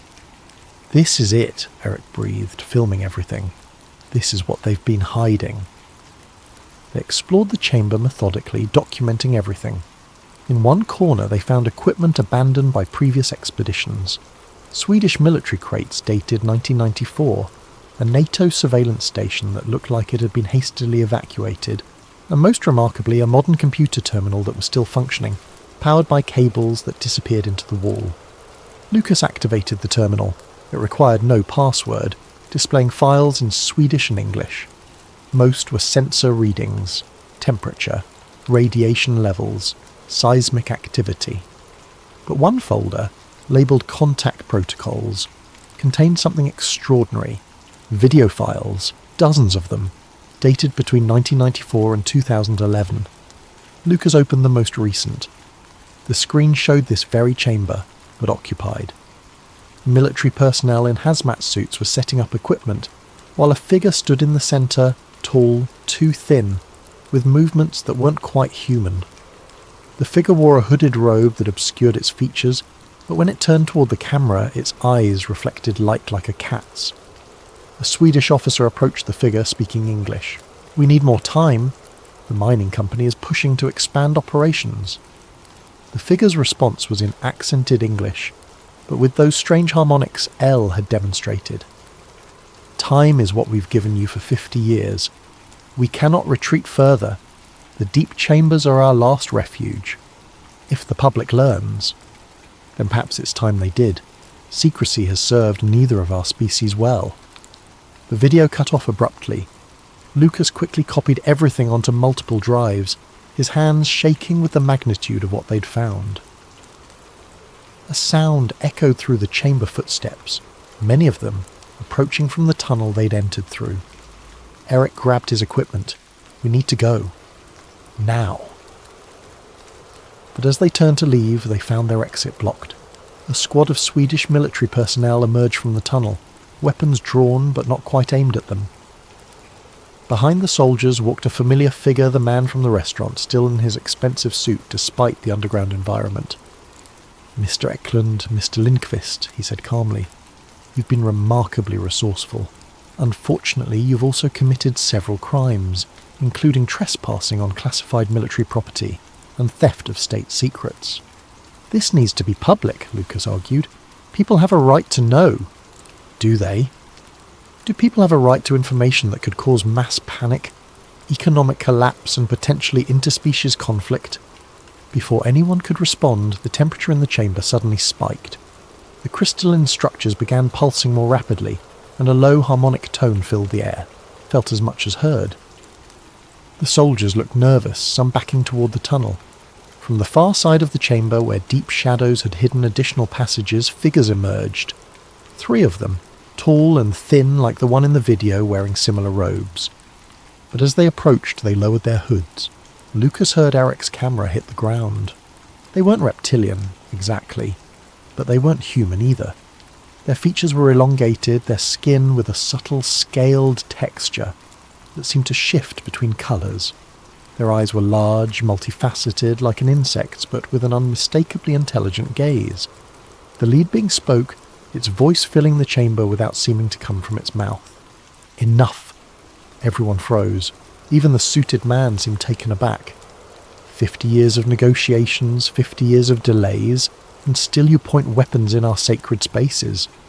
The being turned to Lucas and Eric. "And you, driven by curiosity, stumble into matters beyond your comprehension." "We just want the truth," Lucas managed.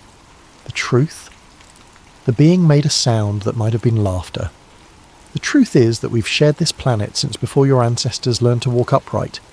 We survived the extinction that killed the dinosaurs by retreating underground. We've watched your species evolve, watched you conquer the surface world. We've hidden not from fear but from wisdom. Your species has never reacted well to difference." The suited man stepped forward. "The protocols." "Your protocols have failed," the being interrupted. "The mining grows deeper, your weapons more destructive. We can no longer retreat, so we offer a new arrangement." The being gestured, and images appeared in the air, holographic projections showing underground cities of impossible beauty, technologies that defied current human understanding, and populations of beings living in sophisticated societies. "We will reveal ourselves gradually. Selected scientists, leaders, thinkers will learn of us first. Over a generation, maybe two, humanity will come to accept that you're not alone. In exchange, certain areas will be protected from mining, from development. Our cities will remain ours." "And if humanity refuses?" the suited man asked. "Then we reveal ourselves anyway, but without preparation, without context. Imagine the chaos when mining operations worldwide begin breaking through into our territories. Better to control the revelation than let it explode randomly." The being turned back to Lucas. "Your role in this is crucial. You will tell a story, not the whole truth, but enough. You'll speak of government cover-ups, of archaeological discoveries suggesting ancient civilizations. You'll prepare minds without shocking them. In essence, you'll make us mythology before we become reality. And if I refuse, then someone else will be chosen. But you've proven yourself capable, curious but not reckless, skeptical but not closed-minded. Ole Kinberg chose well when he left you his research. You knew Ole? We knew of him. He was too early, too direct. The world wasn't ready. But now, with your technology advancing, your society's more connected. Perhaps the time has come." The suited man looked defeated. "This isn't my decision to make. I'll need to contact my superiors." "You have 1 year," the being said. "After that, we begin revealing ourselves with or without your cooperation." Act 5. The Silencing. The journey back to the surface felt surreal. The soldiers escorted them in silence, the suited man speaking rapidly into a satellite phone in Swedish, his voice tight with barely controlled panic. At the tunnel entrance, their equipment was confiscated, though Lucas had expected this and had already uploaded the crucial files to his cloud servers during their exploration. "You understand," the suited man said as they stood in the pre-dawn darkness outside the shaft, "that everything you've witnessed is classified, beyond any level you've previously encountered. The agreements you're about to sign aren't just about national security, they're about species security." Over the next 3 days, Lucas and Eric were debriefed by teams of officials from agencies they hadn't known existed. They signed documents in Swedish, English, and surprisingly, Russian and Mandarin. The implications were clear, this wasn't just Sweden's secret. But on the third night, a different visitor came to Lucas's hotel room. Elle entered without knocking, once again moving with that too fluid grace that betrayed her nature. "They're going to bury this," she said simply. "The governments will debate, form committees, study the implications. Meanwhile, the mining continues, the encounters increase, and fear builds on both sides." The being in the chamber said I had a role to play. That being was an optimist. I'm a realist. Your governments will never voluntarily reveal our existence, so we need another approach. She handed him a flash drive. "Everything's here. Video from encounters dating back to 1947, government documents from 12 nations, and most importantly, communication recordings between our representatives and your leaders. Not enough to cause panic, but enough to make people question. Why not release it all? Because chaos serves no one. We need gradual acclimation, not shock. Publish what you can verify independently. Frame it as you suggested, government conspiracy, hidden archaeology. Let people draw their own conclusions. And you? What's your real role in this?" Elle smiled, her features momentarily shifting to something not quite human before snapping back. I'm what you might call a cultural ambassador. I've lived among humans for 40 years, learning your ways, your fears, your potential. There are dozens like me, integrated into your societies, waiting for the day we can drop our disguises. She moved to the window, looking out at the lights of Karuna. Your species stands at a crossroads. In the next decade, you'll either accept that you share this planet, or you'll force a confrontation that nobody wins. The choice is yours. After she left, Lucas made his decision. He returned to Stockholm with a story, but not the one anyone expected. His article, published simultaneously in 3 international outlets, focused on verifiable facts. The massive budget allocations for geological research, the sealed tunnels and military presence around Kiruna, the testimonies of witnesses who'd seen unexplained chambers and artifacts. He included the thermal imaging showing active heat management in supposedly empty caverns. He made no claims about reptilian beings or underground civilizations. Instead, he posed questions. What required such extreme secrecy? Why were archaeological discoveries being classified at the highest levels? What were governments afraid citizens might learn? The response was immediate and predictable. Swedish authorities dismissed the article as conspiracy theory, though they notably didn't deny the specific budget items or military operations he documented. His press credentials were revoked, his freelance contracts cancelled. But online, the story took on a life of its own. Other journalists began investigating similar sites in their own countries. Former military personnel came forward with corroborating stories. Scientists pointed out geological anomalies that couldn't be easily explained. Within 6 months, the pressure for disclosure was building. Parliamentary inquiries were launched. Freedom of information requests flooded government agencies. And in the background, more accidents occurred. Mining operations breaking through into chambers that shouldn't exist. Military teams photographed at sites they claimed weren't restricted. 1 year after his encounter in the chamber, Lucas received a package with no return address. Inside was a single photograph, a clear, undeniable image of one of the beings, standing in what was obviously a modern government facility, shaking hands with someone whose face was obscured but whose uniform was clearly military. Attached was a note in elegant handwriting, Phase 1 complete. Prepare for Phase 2. Lucas sat in his new apartment he'd been forced to move after too many random break-ins at his old place, staring at the cylindrical artifact Elle had given him. It had begun to change recently, the symbols glowing faintly at night, rearranging themselves into patterns that almost made sense. Eric visited regularly, both of them changed by what they'd witnessed. "Do you think we did the right thing?" Eric asked one evening. "Keeping the full truth hidden?" Lucas turned the cylinder in his hands, watching the symbols shift. Sometimes the greatest truths need to be approached sideways. If we'd published everything the videos, the direct contact we'd have been dismissed as lunatics. But by focusing on what could be verified, we've planted seeds of doubt. People are beginning to ask the right questions. And when they're ready for answers... Lucas gestured to his laptop where encrypted files waited the full videos from the chamber, the complete transcripts of interspecies negotiations, clear photographs of the beings themselves. Then we moved to Phase 2, but not yet. Humanity needs time to adjust to the idea that we're not alone before we confront the reality of who we're sharing the planet with. His phone buzzed. Another unknown number, but the message was in that strange harmonic text he'd learned to recognise as non-human communication, translated through digital systems. The Deep Council has voted. Gradual revelation approved. Your species has 5 years to prepare. Use them wisely. Lucas looked out his window at Stockholm's skyline, imagining the vast chambers and ancient cities that lay beneath. Somewhere down there, another civilization waited, watched, and hoped that humanity would prove worthy of the truth. The story old Kinberg had died trying to tell would finally be told not as a shocking revelation, but as a gradual awakening. The world would learn that myths sometimes have foundations in reality, that governments sometimes hide truths too large for immediate comprehension, and that humanity's position as Earth's sole intelligent species was nothing more than a comfortable illusion. In his desk drawer beside the cylinder lay one last piece of evidence, a photograph Lucas had taken in the chamber, but never shared. It showed a section of wall covered in symbols, but among them was something remarkable.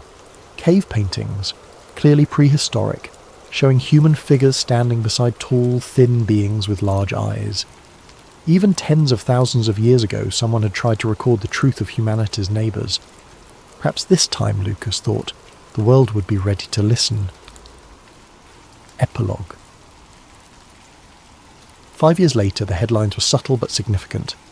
Major archaeological discovery suggests pre-human intelligence. The article, carefully crafted by a consortium of scientists and journalists, described the recent discovery of artificial chambers beneath northern Europe, their builders unknown but clearly intelligent. Lucas, now writing under a pseudonym, contributed to the coverage. He noticed how carefully the narrative was being managed, each revelation slightly more extraordinary than the last, but never so shocking as to cause panic. The beings were keeping their promise, revealing themselves gradually, letting humanity adjust to each new impossibility before introducing the next. In Kiruna, the mine had ceased operations in certain sectors, officially due to geological instability. Unofficially, new treaties had been signed, borders established between the world above and the world below. And late at night, when Stockholm slept, Lucas would sometimes see them figures too tall, moving too fluidly, visible only to those who knew what to look for. They walked among humans more openly now, though still disguised, preparing for the day when they wouldn't need to hide. The cylinder L had given him now displayed readable text, a history of Earth that predated humanity by eons, a story of survival and adaptation, of civilizations rising and falling long before the first human drew breath. One passage haunted him. We do not fear your weapons or your anger.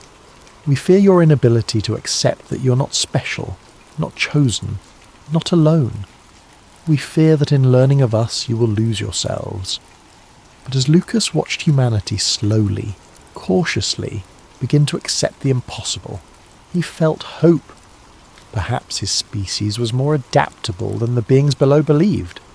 Perhaps this revelation wouldn't break humanity but transform it. The truth was emerging from the depths of Kiruna, not as an eruption, but as a slow dawn. And humanity, step by careful step, was learning to see by its light. In the end, old Kinberg had been both right and wrong.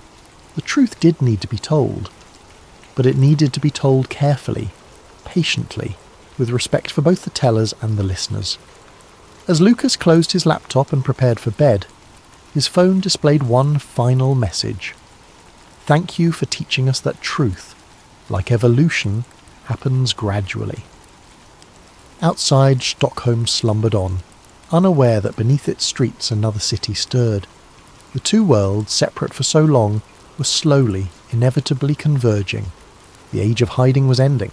The age of coexistence was about to begin.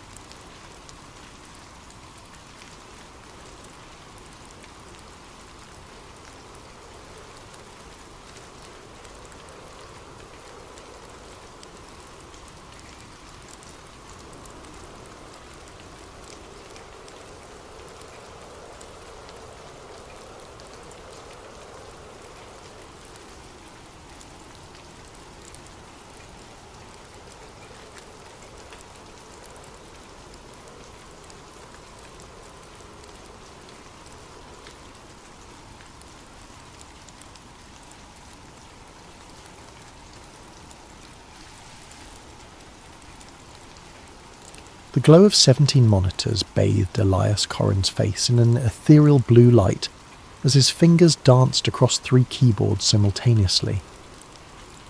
In the depths of his converted basement apartment, time moved differently. Days blurred into nights, and nights stretched endlessly as he navigated the labyrinthine pathways of the dark web like a digital archaeologist, uncovering humanity's buried secrets. At 32, Elias had already earned and lost 2 fortunes through his hacking prowess. First fortune came easily, a teenage prodigy exploiting security vulnerabilities for corporate clients who paid millions to keep their weaknesses secret. He'd lived like a digital king, penthouses overlooking Silicon Valley, exotic cars that remained untouched in climate-controlled garages, while he preferred the glow of his monitors to sunlight. That first fortune vanished when he exposed Meridian Pharmaceuticals' cover-up of deadly side effects in their breakthrough arthritis medication. The leaked documents showed they'd known their drug caused cardiac episodes in 12% of patients over 60, but had buried the studies to protect their $10 billion investment. Elias had expected whistleblower protection. Instead, he found himself blacklisted from every major tech company, his reputation destroyed by a coordinated character assassination campaign that painted him as an unstable idealist who couldn't be trusted with sensitive information. The second fortune came from smaller clients, criminal organisations, corporate espionage rings, government contractors who needed deniability. The work paid well but corroded his soul, each job pulling him deeper into the shadows of the digital underworld. That money disappeared into legal fees after a wrongful arrest for hacking the Federal Reserve, a crime he hadn't committed but couldn't prove he hadn't, given his reputation and the circumstantial evidence that seemed perfectly crafted to implicate him. 2 years in minimum security prison had shown him the true cost of challenging powerful systems. The other inmates respected his technical skills, but the guards treated him like a dangerous terrorist. Solitary confinement stretched for months whenever he complained about conditions or tried to organise better treatment for his fellow prisoners. By the time he was released on a technicality, evidence had mysteriously gone missing. He'd learned that the system didn't just punish dissent, it transformed dissidents into cautionary tales. Now, money meant nothing to him, only truth mattered. His obsession with secret societies began innocently enough, a childhood fascination sparked by his grandfather's stories about World War II intelligence operations. The old man had worked as a codebreaker for the OSS, predecessor to the CIA, and had filled young Elias's imagination with tales of hidden messages and shadow wars. After his grandfather's death when Elias was 12, he'd found boxes of declassified documents in the attic, revealing just how much of recent history had been shaped by invisible hands. That childhood fascination evolved into a methodical hunt for evidence as he grew older and acquired the technical skills to dig deeper than amateur conspiracy theorists ever could. While other hackers chased Bitcoin fortunes and corporate espionage contracts, Elias pursued shadows and whispers, digital phantoms that most people dismissed as paranoid delusions. He'd spent years infiltrating closed forums where former intelligence operatives shared war stories, decrypting abandoned hard drives from defunct government contractors, and following digital breadcrumbs through the dark web's most obscure corners. His apartment had become a digital monastery dedicated to the pursuit of hidden truth, every surface covered with the tools and detritus of obsessive investigation. The apartment reflected his singular focus. Pizza boxes stacked like ancient monuments between towers of computer equipment, energy drink cans forming metallic armies across every surface, and cables snaking through the darkness like digital veins feeding his electronic ecosystem. His only companions were the hum of cooling fans working overtime to prevent his overclocked processors from melting down, and the occasional, satisfied grunt when another firewall fell to his expertise. The basement location was perfect for his needs, thick concrete walls that muffled sound and blocked electromagnetic interference, a dedicated power line that could handle his massive electrical requirements, and most importantly, no windows for curious neighbours to peer through. He'd been living there for 18 months, ever since his release from prison, paying cash to a landlord who asked no questions as long as the rent arrived on time. His setup was a temple to digital paranoia. 17 monitors arranged in a semicircle around his custom-built chair, each screen dedicated to different aspects of his ongoing investigations. 3 keyboards allowed him to manage multiple intrusion attempts simultaneously, while a collection of smartphones, each running different operating systems and connected to various networks through proxy chains, kept him connected to his sources around the globe. The walls were lined with hard drives, each containing terabytes of encrypted data collected from years of systematic investigation. Backup systems ensured that even if authorities raided the apartment, copies of everything would remain safely hidden in data centers across 3 continents. He'd learned from his previous arrests that physical evidence was only as secure as your ability to keep it out of enemy hands. Tonight felt different. As rain drummed against the boarded windows, he'd covered them himself for security reasons. Elias's automated scanners detected something unusual. The software he'd written monitored thousands of government servers simultaneously, looking for anomalous data signatures that might indicate classified information stored in supposedly routine systems. Most alerts were false positives, but after years of refinement, his algorithms had learned to distinguish between genuine anomalies and random digital noise. This particular signal was trying too hard to look ordinary, which was exactly what made it suspicious. A government proxy server deep within the Department of Homeland Security's network infrastructure was handling traffic patterns that didn't match any known legitimate use. The data packets were the right size and frequency to appear routine, but they carried encryption signatures that suggested military-grade security protecting something far more sensitive than typical administrative communications. Most hackers would have dismissed it as a honeypot, a trap designed to lure in digital intruders, but Elias had learned to read between the digital lines over years of careful observation. This signal felt different, older, like it had been running for decades without anyone paying attention to what it was actually protecting. He leaned back in his chair, cracking his knuckles with the deliberate ritual of a surgeon preparing for a complex operation. The proxy was 3 layers deep in government infrastructure, protected by military-grade encryption that would take months to crack through conventional means. But Elias had developed unconventional means over the years. His fingers resumed their dance, this time with the measured precision of a master pianist performing a familiar concerto. Code flowed across his screens like poetry written in 1s and 0s, each line bringing him closer to whatever lay hidden in the digital vault. As the final encryption layer crumbled at 3:47 a.m, Elias held his breath. The archive that materialized before him contained terabytes of data, but it was the file structure that made his pulse quicken. Everything was organized with the kind of meticulous care reserved for the most sensitive operations.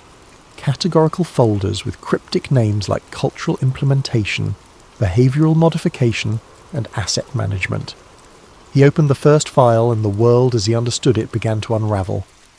The contracts appeared first, hundreds of them, stretching back decades like a paper trail through the shadow history of American culture. Entertainment companies, advertising agencies, record labels, movie studios, television networks, and news corporations all bound by identical non-disclosure agreements that ran to thousands of pages each. The legal language was deliberately obscure, buried in terminology that would confuse even experienced corporate lawyers who specialized in media contracts. But Elias had taught himself to decode legal doublespeak during his prison sentence, spending countless hours in the law library learning how power structures protected themselves through linguistic camouflage. Each contract referenced cultural programming initiatives and synchronized messaging protocols, with payment structures that dwarfed typical entertainment industry deals. Millions of dollars flowing to seemingly random projects, indie films that barely recouped production costs, music albums that never charted, advertising campaigns for products that didn't seem to exist. All payments were approved by a shell company called Apex Cultural Dynamics, whose corporate registration traced through a labyrinthine network of offshore entities. Elias followed the money trail through banks in Switzerland, shell corporations in the Cayman Islands, trust funds in Luxembourg, and holding companies in jurisdictions he'd never heard of. Every lead ultimately vanished into legal structures so complex they seemed designed more for obfuscation than profit. The internal memos were more revealing, written in the casual tone of executives who felt completely secure in their communications. Corporate leaders from supposedly competing companies discussed narrative adjustments and public sentiment cultivation, like weather forecasters predicting next week's conditions. One memo from a major news network's CEO, dated just 6 months ago, read, "Per our discussion with ACD representatives, the upcoming election cycle requires a 15% increase in anxiety-inducing content during primetime hours. Latest psychological impact studies suggest optimal effectiveness when paired with consumer advertising for comfort products and security solutions." Another memo from a streaming entertainment company outlined specific quotas. Q3 targets include 40% increase in dystopian future programming, 25% increase in surveillance state normalization themes, and introduction of transhumanist concepts through minimum of 12 original series. Demographic targeting should focus on the 18 to 34 age range for maximum long-term conditioning effectiveness. The coordination between supposedly independent media companies was breathtaking in scope. Competing networks shared detailed viewer psychological profiles, coordinated their news coverage to maximize specific emotional responses, and even synchronized their entertainment programming to reinforce particular worldviews. The memos discussed marketing research into subliminal messaging techniques, optimal timing for narrative reinforcement, and methods for making propaganda indistinguishable from organic cultural trends. Video stills scattered throughout the files showed meetings in nondescript conference rooms. Faces were often obscured, but the visible details painted a chilling picture. Executives from competing companies sitting side by side, reviewing presentations with titles like Mass Behavioral Prediction Models and Subliminal Integration Techniques. But it was the symbols that made Elias's blood run cold. They appeared everywhere, in corporate logos embedded in document headers, even watermarked into video files. The all-seeing eye perched atop pyramids, numerical sequences that corresponded to occult traditions, and geometric patterns that seemed random until viewed through the lens of esoteric knowledge. As dawn broke unnoticed outside his boarded windows, Elias began constructing his theory. The Illuminati weren't just folklore, they were real, organised, and operating in plain sight. Rather than ruling through force or political manipulation, they had evolved into something far more sophisticated. Cultural engineers who shaped reality through the careful manipulation of information and entertainment. The fragments suggested a coordinated effort spanning decades. Movies that promoted specific worldviews, music that carried subliminal messages, news coverage that guided public opinion toward predetermined conclusions. Every major cultural event seemed to serve a purpose beyond mere profit or entertainment. Elias created a new encrypted partition on his most secure drive and began organising the evidence. Each piece of the puzzle revealed new connections, new layers of coordination that defied conventional understanding of how media and culture operated. The scope was breathtaking and terrifying, but this was just the first door. As he prepared to dive deeper into the archive, a notification appeared on his screen. New files were uploading automatically to the server, added in real time from sources around the globe. The conspiracy wasn't just historical, it was happening now, every day, with machine-like precision. Elias smiled grimly and opened another energy drink. He had work to do. 3 days of continuous analysis revealed patterns so pervasive they defied coincidence.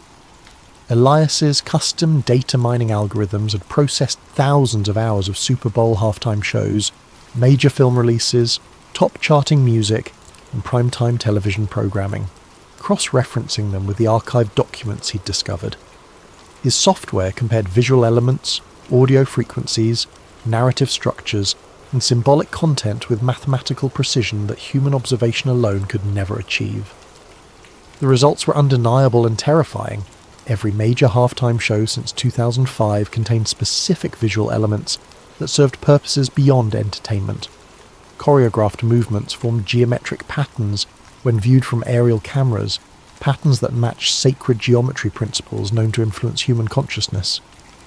lighting sequences pulsed at precisely calibrated frequencies, 10 Hz to induce alpha brain states associated with relaxation and suggestibility, 40 Hz bursts to trigger gamma waves linked to heightened emotional responses, and infrasound frequencies below human hearing that created subliminal anxiety responses. The costume designs weren't random fashion choices.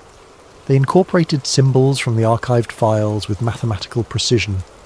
Ancient Egyptian imagery, Masonic symbols, occult numerology, but presented in ways that bypassed conscious recognition. The performers themselves were likely unaware of the deeper significance, but the production companies certainly understood every detail. Internal emails discussed symbolic integration quotas and archetypal reinforcement targets with the clinical precision of pharmaceutical dosing guidelines. Hollywood's role was even more sophisticated, operating as a vast conditioning apparatus disguised as entertainment.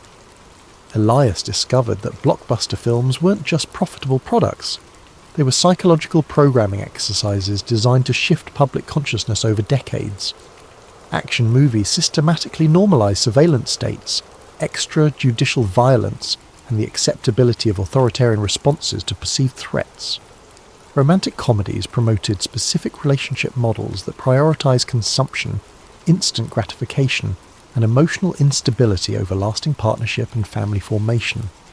Science fiction films served as perhaps the most insidious tool of all. They introduced technological and social concepts years before their real-world implementation, ensuring public acceptance when they finally emerged. Movies about neural implants preceded actual brain-computer interface development by exactly the time needed for audience conditioning. Films depicting cashless societies appeared precisely when digital currency infrastructure was being developed. Dystopian scenarios were presented as cautionary tales, while simultaneously making the depicted futures seem inevitable and acceptable. The music industry operated as the most direct delivery system for repetitive psychological messaging. Elias's analysis revealed that hit songs across all genres shared common structural elements designed to trigger specific neurological responses. Repetitive hooks created obsessive thought patterns, bass frequencies induced physical arousal responses, and lyrical themes consistently promoted materialism, emotional chaos, instant gratification, and distrust of traditional social bonds. Chart success wasn't organic. It was engineered through coordinated promotion campaigns that used psychological manipulation techniques, refined through decades of marketing research. Record companies employed neuroscience consultants who designed songs to be literally addictive, triggering dopamine responses that created compulsive listening behaviors. The most successful artists weren't necessarily the most talented. They were the most effective delivery vehicles for predetermined psychological content. But the most chilling discovery came when Elias cross-referenced celebrity deaths with financial markets and policy implementations, using algorithms that could detect correlations across vast datasets that human analysis would miss. The patterns were subtle but statistically undeniable. Whenever a particularly influential public figure died under questionable circumstances, the news cycle would shift dramatically within hours.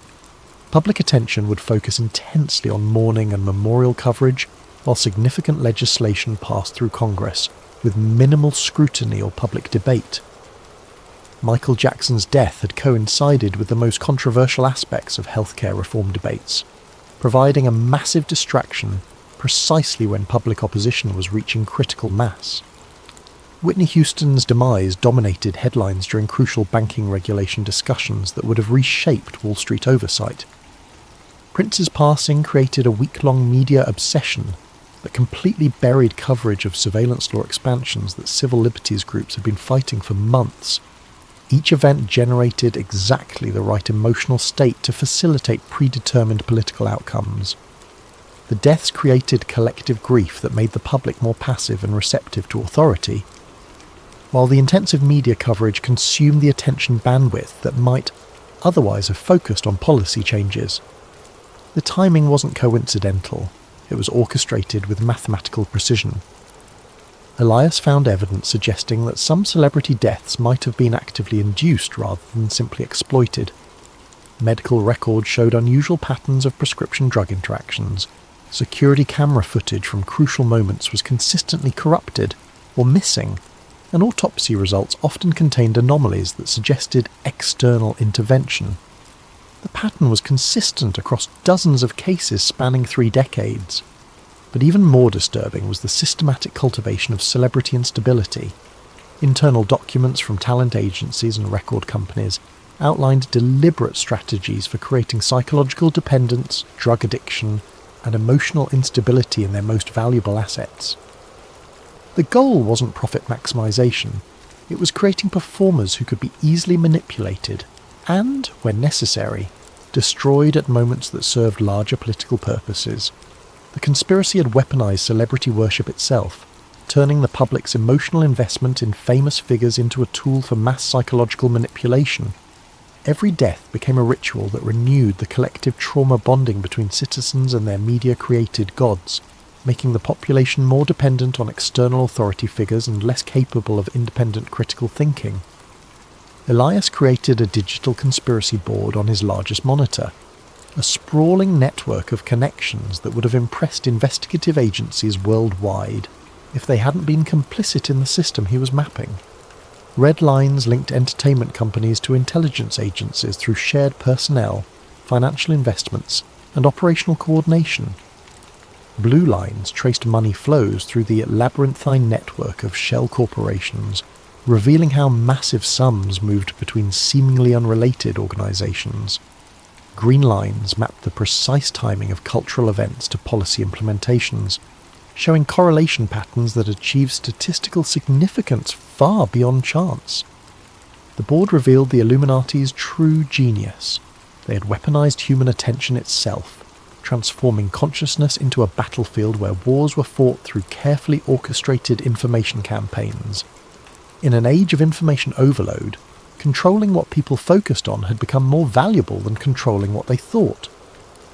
Distraction had evolved into the ultimate form of mind control, more effective than physical force because victims participated willingly in their own manipulation. The scope was breathtaking and terrifying. Every major cultural trend of the past 30 years could be traced back to deliberate manipulation, orchestrated through the entertainment media complex. Fashion cycles that promoted specific body images and consumption behaviours. Social media trends that encouraged narcissistic self-documentation and reduced attention spans. Political movements that channeled genuine grievances into harmless symbolic protests that changed nothing. Even conspiracy theories themselves appeared to be guided phenomena, designed to discredit legitimate questioning by associating it with obviously false claims. As Elias studied his creation through bloodshot eyes that hadn't seen natural light in days, a pattern emerged that made him question everything he thought he knew about free will and human autonomy. The manipulation wasn't just cultural, it was neurological. The constant stream of engineered content was literally rewiring human brains on a species level, creating generations of people whose thoughts and desires had been shaped by external forces since birth. The evidence suggested that the traditional concept of individual choice had become largely illusory. In a world where every piece of information was filtered through manipulated channels, where every cultural touchstone carried hidden programming, where every social trend was artificially generated, what did it mean to make an independent decision? The conspiracy had achieved something more insidious than totalitarianism. They had created voluntary slavery disguised as freedom of choice.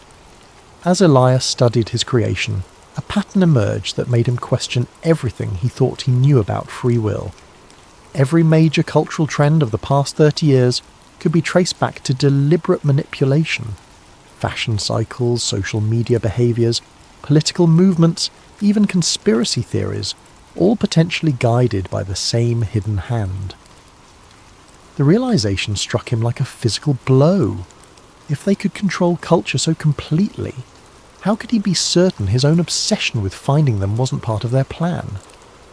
The media conglomerate's server proved surprisingly easy to penetrate, which should have been Elias's first warning. Titan Communications owned 17 major news networks, 43 radio stations, controlling interests in 12 social media platforms, and content distribution deals with virtually every major streaming service. Their annual revenue exceeded the GDP of most small nations, and their influence over global information flow was effectively unparalleled in human history. Their security should have been impenetrable. Military contractors protected their networks.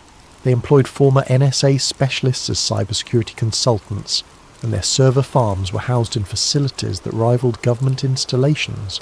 Yet Elias's intrusion tools sliced through their defences like a hot knife through butter, encountering minimal resistance and no countermeasures. It was almost as if they wanted him inside their systems. The internal documents were even more damning than the government archive, revealing coordination that made wartime propaganda efforts look amateur by comparison. Daily emails outlined narrative priorities for each news cycle, complete with psychological impact assessments, demographic targeting strategies, and measurable public sentiment targets. The language was coldly clinical, reducing human emotion and belief to data points on quarterly performance spreadsheets. Editorial meetings were recorded and transcribed with military precision. News directors from supposedly competing networks participated in weekly coordination calls, where they discussed upcoming stories, agreed on messaging frameworks, and divided coverage responsibilities to ensure comprehensive narrative saturation. The goal wasn't profit, it was behavioural modification on a civilizational scale. One particularly chilling document was titled MK-Ultra Evolution, Modern Behavioural Modification Through Repetitive Exposure. It outlined techniques that made the CIA's infamous mind control experiments look primitive and inefficient by comparison. Rather than targeting individuals through drugs and trauma, the new methods focused on mass psychological conditioning through carefully orchestrated media campaigns that operated below the threshold of conscious awareness. The manual explained in disturbing detail how repetitive exposure to specific imagery, sound frequencies, narrative structures, and emotional triggers could alter brain chemistry over extended periods. Citizens weren't being brainwashed in the traditional sense. They were being neurologically rewired through their daily media consumption, with changes that accumulated gradually over years and decades. The process was so subtle and pervasive that victims never realized their thoughts weren't entirely their own. Predictive programming emerged as a central technique in their arsenal.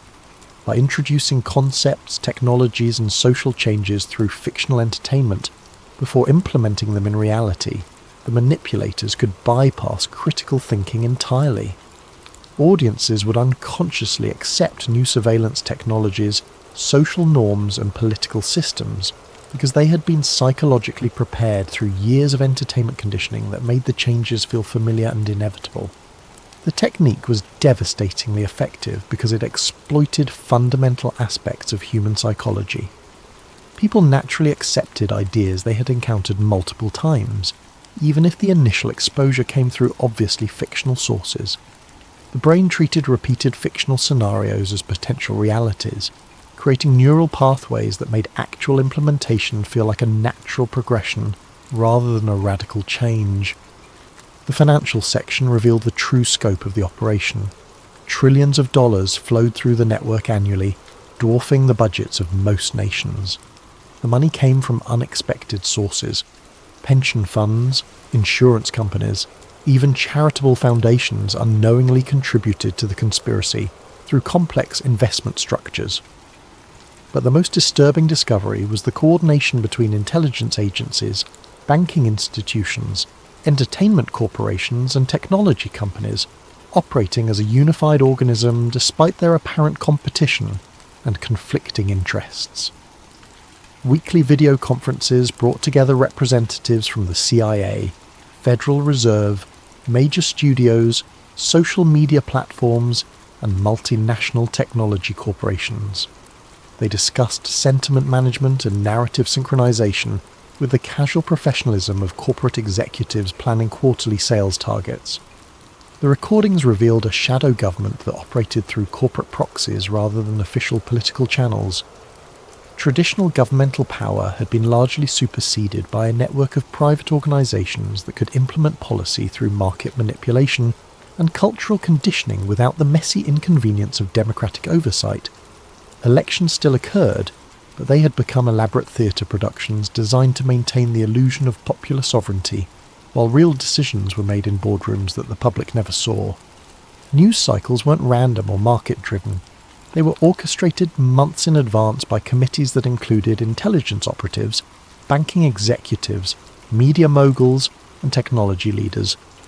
Wars provided distraction from economic manipulation, while generating massive profits for defence contractors. Celebrity scandals offered convenient cover for political corruption investigations. Natural disasters created opportunities to implement emergency powers that somehow always became permanent fixtures of the expanded surveillance state. Every major event served multiple purposes in a grand design that stretched across decades. The 2008 financial crisis had been engineered to consolidate banking power while conditioning the public to accept bailouts as normal economic policy. The COVID-19 pandemic had accelerated digital transformation initiatives while normalising remote monitoring and social isolation. Climate change narratives were being used to justify energy sector reorganisation and carbon credit markets that would generate enormous profits for the same financial institutions that had caused previous economic crises. Elias found recorded conversations between news anchors and their handlers that destroyed any remaining illusion about journalistic integrity.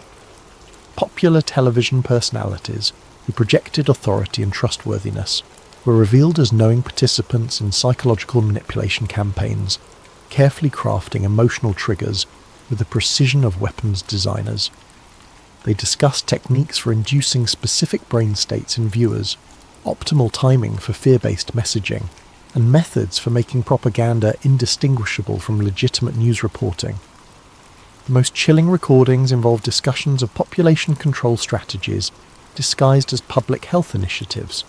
Representatives from pharmaceutical companies, government health agencies, and media corporations coordinated messaging campaigns designed to promote dependency on medical interventions while discouraging natural immunity and traditional healing practices.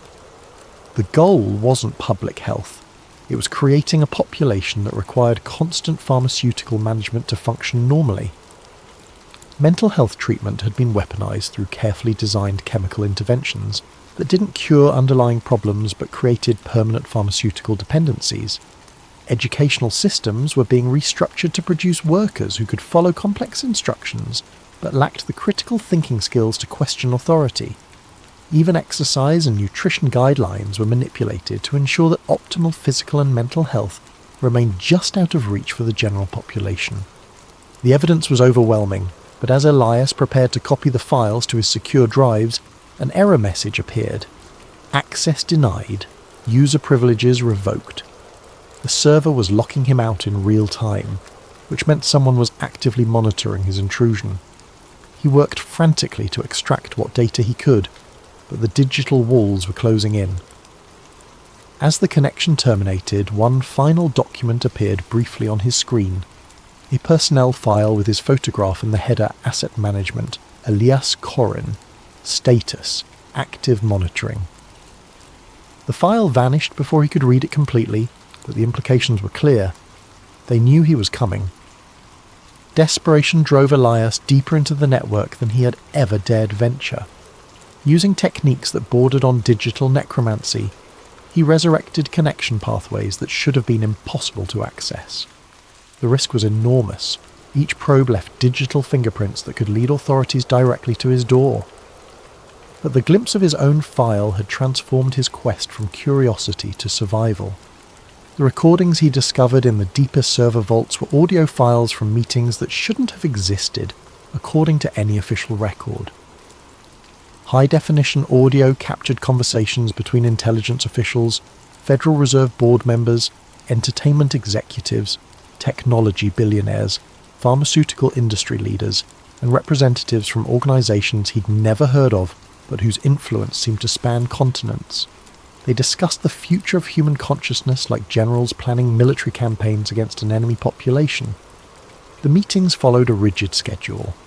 Every third Wednesday of each month, participants would gather in a location identified only as the facility to review progress on what they called the Integration Project. The audio quality suggested advanced surveillance equipment, possibly indicating that someone within their organisation was documenting everything for purposes that remained unclear. One recording from a meeting dated 6 months ago made his blood freeze in his veins. Phase 7, implementation has exceeded all projections, reported a woman's voice that analysis software identified as belonging to a major pharmaceutical company executive. Antidepressant dependency rates have reached 23% of the adult population in target demographics. Cognitive function degradation is proceeding on schedule, with marked decreases in long-term planning abilities and resistance to authority structures. Another voice, male with a distinctive southern accent. The cryptocurrency infrastructure is approaching full readiness for behavioural tracking integration.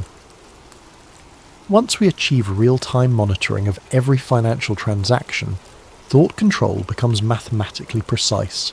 Every purchase will inform our psychological profiles. Every payment will be subject to conditional approval based on compliance metrics. Money itself becomes the ultimate surveillance and control mechanism. A third voice, older and carrying unmistakable authority. Excellent progress. The entertainment division reports successful integration of transhumanist themes across all major platforms. Public acceptance of neural interface technology has increased 23% since the campaign began, with particularly strong adoption rates among the 18 to 34 demographic.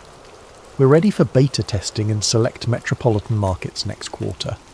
The conversations continued for hours, revealing a surveillance state that made Orwell's 1984 look like a children's story. They weren't just watching citizens, they were psychologically profiling entire populations in real time, predicting dissent before it emerged, and neutralizing threats through targeted manipulation rather than direct confrontation. The system was so sophisticated that most people would never realize they were living under complete psychological control. The integration project appeared to be the culmination of decades of research into human behavior modification. Rather than controlling people through force or obvious propaganda, they had created a system that guided human decision-making through carefully crafted environmental pressures. Every choice citizens made was influenced by factors they never recognized as external manipulation, creating the illusion of free will while ensuring predetermined outcomes. Food additives that affected brain chemistry, architectural designs that induced specific emotional states, lighting frequencies that influence circadian rhythms, sound pollution calibrated to create chronic stress. Every aspect of modern life had been optimized to create psychological conditions that made populations easier to manage. The genius was that victims participated willingly in their own subjugation, often defending the very systems that enslaved them. The Watcher Protocol emerged as their most sophisticated tool. Rather than silencing conspiracy theorists and dissidents, they monitored them continuously, studying their methods and psychology. The dial was used to identify others with similar thinking patterns, creating detailed maps of potential resistance before it could organize effectively. But the most chilling revelation was their approach to handling discovered threats. They didn't assassinate or imprison troublesome individuals, they drove them insane. Subtle psychological pressure, engineered coincidences, and carefully orchestrated personal tragedies would destroy a person's credibility and mental stability. Victims became their own worst enemies, discrediting themselves more effectively than any external force could. Elias found case studies documenting the destruction of dozens of individuals who had gotten too close to the truth. Journalists who suffered sudden career implosions, researchers who developed inexplicable mental health problems, hackers who became paranoid and unstable. The pattern was consistent. Initial discovery, followed by escalating pressure until the subject either retreated into obscurity or self-destructed publicly. As he absorbed this information, strange coincidences began occurring in his own life. His internet connection inexplicably slowed at crucial moments. Phone calls developed electronic interference. His food delivery orders were mysteriously cancelled or delayed. Each incident was minor and easily dismissed as random bad luck, but the cumulative effect was unmistakable. Someone was watching. Elias tried to dismiss his growing paranoia as a natural reaction to the disturbing information he was processing. But late at night, when the city was quiet and his monitors provided the only light, he sometimes heard footsteps in the hallway outside his apartment. They would pause at his door for exactly 30 seconds before continuing down the corridor. The recordings had mentioned something else, something that made his hands shake as he worked. Subject 347 shows exceptional pattern recognition abilities. Psychological profile suggests high probability of success in reaching final verification stage. Recommend maintaining current stimuli until extraction protocols can be implemented. He had no way of knowing for certain, but the timing suggested a horrible possibility. He might be Subject 347. The decision to leak his findings publicly felt like stepping off a cliff. Elias had accumulated enough evidence to expose a conspiracy that dwarfed anything in human history, but he knew that releasing it would likely cost him his life, or worse, his sanity. Yet the alternative was remaining silent while humanity sleepwalked toward a digital totalitarianism that would make physical oppression obsolete. He began by seeding information across the dark web's most secure forums, using identity masking techniques that should have made him untraceable. The posts were carefully crafted to appear as random discoveries by different users, avoiding the pattern recognition algorithms that monitored conspiracy communities. Each fragment of evidence was real but incomplete, requiring readers to connect the dots themselves. The response was immediate and disturbing. His posts gained traction quickly, too quickly. Within hours, they were being shared across platforms, analysed by citizen journalists, and discussed in mainstream media as examples of dangerous misinformation. The speed of the reaction suggested a coordinated response, as if the revelation had been anticipated and prepared for in advance. More troubling was the nature of the responses. While some users took the evidence seriously, others immediately began discrediting it with arguments that seemed too sophisticated to be spontaneous. They pointed to technical inconsistencies that Elias was certain didn't exist, questioned source authenticity with forensic expertise that suggested professional training, and redirected discussions toward harmless tangents that neutered the information's impact. Within days, his revelations were being treated as another internet conspiracy theory, filed alongside flat earth theories and lizard people claims. The evidence was dismissed not through logical refutation, but through association with obviously false ideas, a technique the archived documents had called cognitive contamination. As the online discussions evolved, Elias realised he was watching a masterpiece of psychological manipulation in real time. The truth was being buried not through censorship, but through calculated flooding with disinformation. His genuine evidence was drowning in a sea of deliberate nonsense, making it impossible for reasonable people to distinguish fact from fantasy. But the digital warfare was only the beginning. Physical reality began shifting around him in subtle but unmistakable ways. His internet speed slowed to a crawl whenever he tried to upload new evidence. Delivery services could no longer find his address. His phone developed a mysterious static that made conversations nearly impossible. Even his electricity began fluctuating at random intervals, causing his equipment to crash at the most inconvenient moments.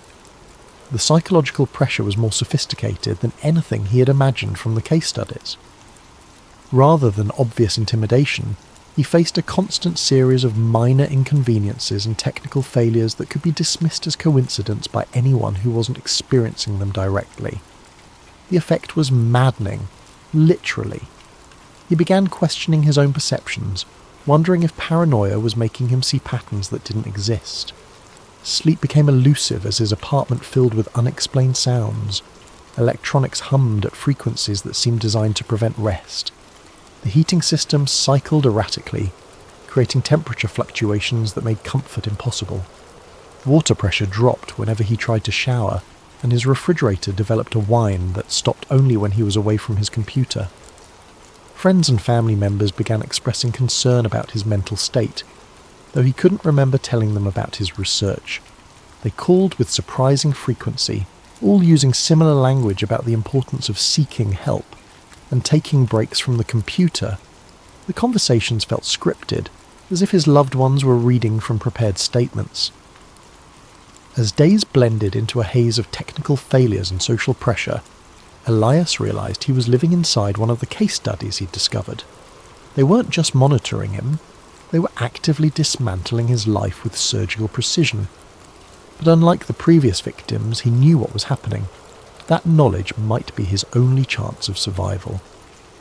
He had to reach the final layer of the archive before they completed their psychological destruction. If his theory was correct, the deepest files would contain the ultimate revelation, and possibly his salvation.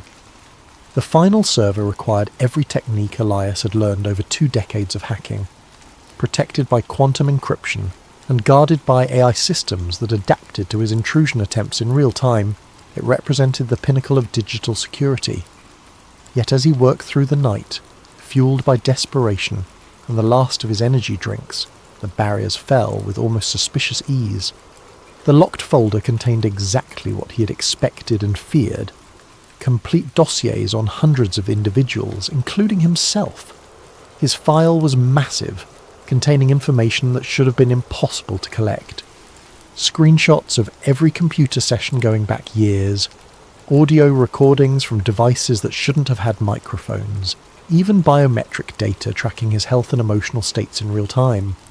But it was the analysis that truly horrified him. Psychological profiles predicted his behaviour with uncanny accuracy, mapping his personality down to neurological quirks that he had never shared with anyone. The files detailed his childhood trauma, relationship patterns, cognitive biases, and emotional triggers with clinical precision. They knew him better than he knew himself. The surveillance had begun long before his current investigation. Webcam captures showed him staring at monitors in his apartment, taken from angles that suggested multiple hidden cameras. Phone conversations with friends and family had been recorded and analysed for stress patterns and emotional manipulation opportunities. Even his online shopping habits, medical records, and financial transactions had been fed into behavioural prediction algorithms. Most disturbing was the timeline. The earliest entries in his file dated back 15 years, to when he had first begun investigating conspiracy theories as a college student. They hadn't just discovered his activities, they had been watching and shaping them from the beginning. Every major breakthrough in his hacking skills, every connection he had made in underground communities, every piece of evidence he'd uncovered, all had been carefully orchestrated. The documents revealed the true scope of his manipulation. The pharmaceutical company he had exposed years earlier, the leaked documents had been strategically placed for him to find. The wrongful arrest that had cost him his fortune, engineered to isolate him and fuel his paranoia. Even his current apartment had been selected for him, the basement location perfect for the psychological pressure techniques they planned to employ. But the most shattering revelation was still to come. As he scrolled through terabytes of personal data, a video file caught his attention. The timestamp showed it was recorded 3 days ago, the night he had first accessed the government server. The video showed him working at his computer, but the angle was impossible. The camera had to be inside his monitor, watching him as he discovered the conspiracy. He was staring at footage of himself reading about his own surveillance. The video continued, showing him creating his digital conspiracy board, making connections between entertainment companies and intelligence agencies, even the moment when he had first seen his own photograph in the corporate files. But there was something else, a timestamp in the corner that made no sense. According to the file properties, the video had been created 6 months before it was allegedly recorded. His hand shaking, Elias cross-referenced the timestamp with other files in his dossier. The pattern that emerged destroyed everything he thought he knew about his investigation. Every revelation, every breakthrough, every piece of evidence he had discovered, all had been prepared in advance. The conspiracy he had uncovered was real, but his discovery of it had been choreographed down to the minute. They hadn't just been watching him, they had been directing him, feeding him information at precisely calculated intervals, allowing him to feel the satisfaction of discovery while ensuring he found only what they wanted him to find. His entire investigation was a performance, and he had been playing his role perfectly. The sound of footsteps in the hallway outside his apartment was no longer mysterious. It was his cue that the final act was about to begin. The timestamp that shattered Elias's world appeared in a routine system log, buried among thousands of other entries he might have overlooked in his haste to process the overwhelming data. But his pattern recognition skills, honed by decades of digital archaeology, caught the anomaly immediately.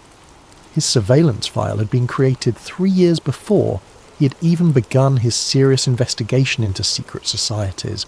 Not updated, not modified, created. The implications spread through his mind like digital wildfire.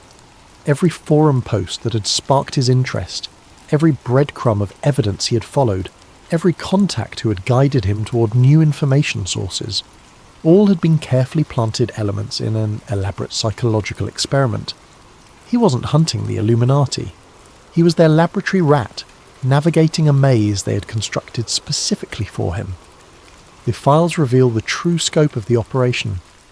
Project Cassandra aimed to study how individuals with specific psychological profiles could be guided toward predetermined conclusions while believing they were conducting independent research.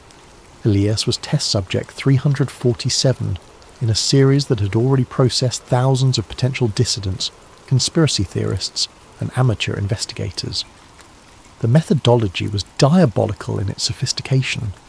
Rather than suppressing information, they had created controlled leaks that satisfied the subject's desire for hidden truth, while ensuring that any revelations served their ultimate purposes. Every conspiracy theorist who believed they had uncovered secret plots was actually participating in a massive behavioural study that helped refine mass manipulation techniques. But Project Cassandra served another purpose, creating the perfect patsies. When subjects like Elias inevitably attempted to share their discoveries, the public would dismiss them as delusional paranoids. The conspiracy theorists discredited themselves more effectively than any government censorship could, providing cover for the real operations happening in plain sight. The genius was circular. They used genuine conspiracies to hide their conspiracy, to create conspiracy theories.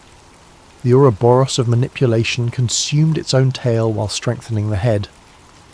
Elias found video recordings of planning meetings where researchers discussed his psychological profile like entomologists studying an insect.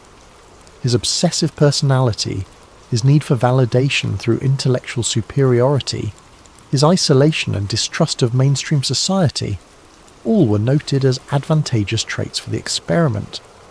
They had identified him as an ideal subject before he had even begun his journey into the digital underground. The recordings were clinical in their detachment. Subject 347 shows exceptional persistence and pattern recognition abilities. Recommend accelerating the revelation timeline to achieve maximum psychological impact. His technical skills allow for more sophisticated evidence plants than previous subjects. Agreed. The deep web forums are seeded and ready. Will allow him to discover the entertainment industry connections next week, followed by the financial networks the following month. Estimated timeline to complete breakdown, 6 to 8 months. What about extraction? Standard protocol. Once he achieves full paranoid state, we'll activate the final revelation. The cognitive dissonance should ensure complete psychological collapse within 72 hours. Subject will either retreat into catatonic withdrawal or self-eliminate. Either outcome serves project goals. The footsteps outside his door had stopped. In the silence that followed, Elias could hear his own heartbeat thundering in his ears like a countdown timer. Every shadow in his peripheral vision might be a hidden observer. Every electronic device could be a surveillance tool. Even his own thoughts felt compromised, infected by the knowledge that his mind had been invaded and mapped by researchers who understood his psychology better than he did. But as despair threatened to overwhelm him completely, a final realization emerged from the chaos of his collapsing worldview. If they had created all of this as an experiment, if his investigation was a carefully orchestrated performance, then the evidence he had found might be real after all. They couldn't manipulate him with fake conspiracies. They had to use genuine ones to make the manipulation believable. The entertainment industry coordination, the financial manipulation, the psychological conditioning of entire populations, it was all real. His discovery of it might have been staged, but the conspiracy itself existed exactly as he had uncovered it. They had made one critical error in their psychological experiment. They had given him access to the truth. The question was whether that knowledge could serve any purpose now that he understood his role as an unwitting puppet. As the footsteps resumed outside his door, moving with deliberate slowness toward his apartment, Elias realized he had perhaps minutes to decide how this story would end. He could retreat into madness as they expected, becoming another cautionary tale about the dangers of conspiracy thinking. He could attempt to fight back, though they had mapped every aspect of his psychology and would anticipate any strategy he might devise. Or he could find a third option, something they hadn't planned for because it lay outside their understanding of his character. The gentle knock on his door interrupted his thoughts. A voice, polite and professional, spoke through the thin wood. "Mr. Corrin, we need to talk." Elias looked at his screens one final time, at the conspiracy board that had consumed his life, at the evidence that proved humanity was being manipulated on a scale beyond historical precedent. Then he looked at his reflection in the dark monitor, the face of a man who had discovered that his greatest fear and greatest hope were the same thing. He had found the truth. The truth had been carefully crafted to find him.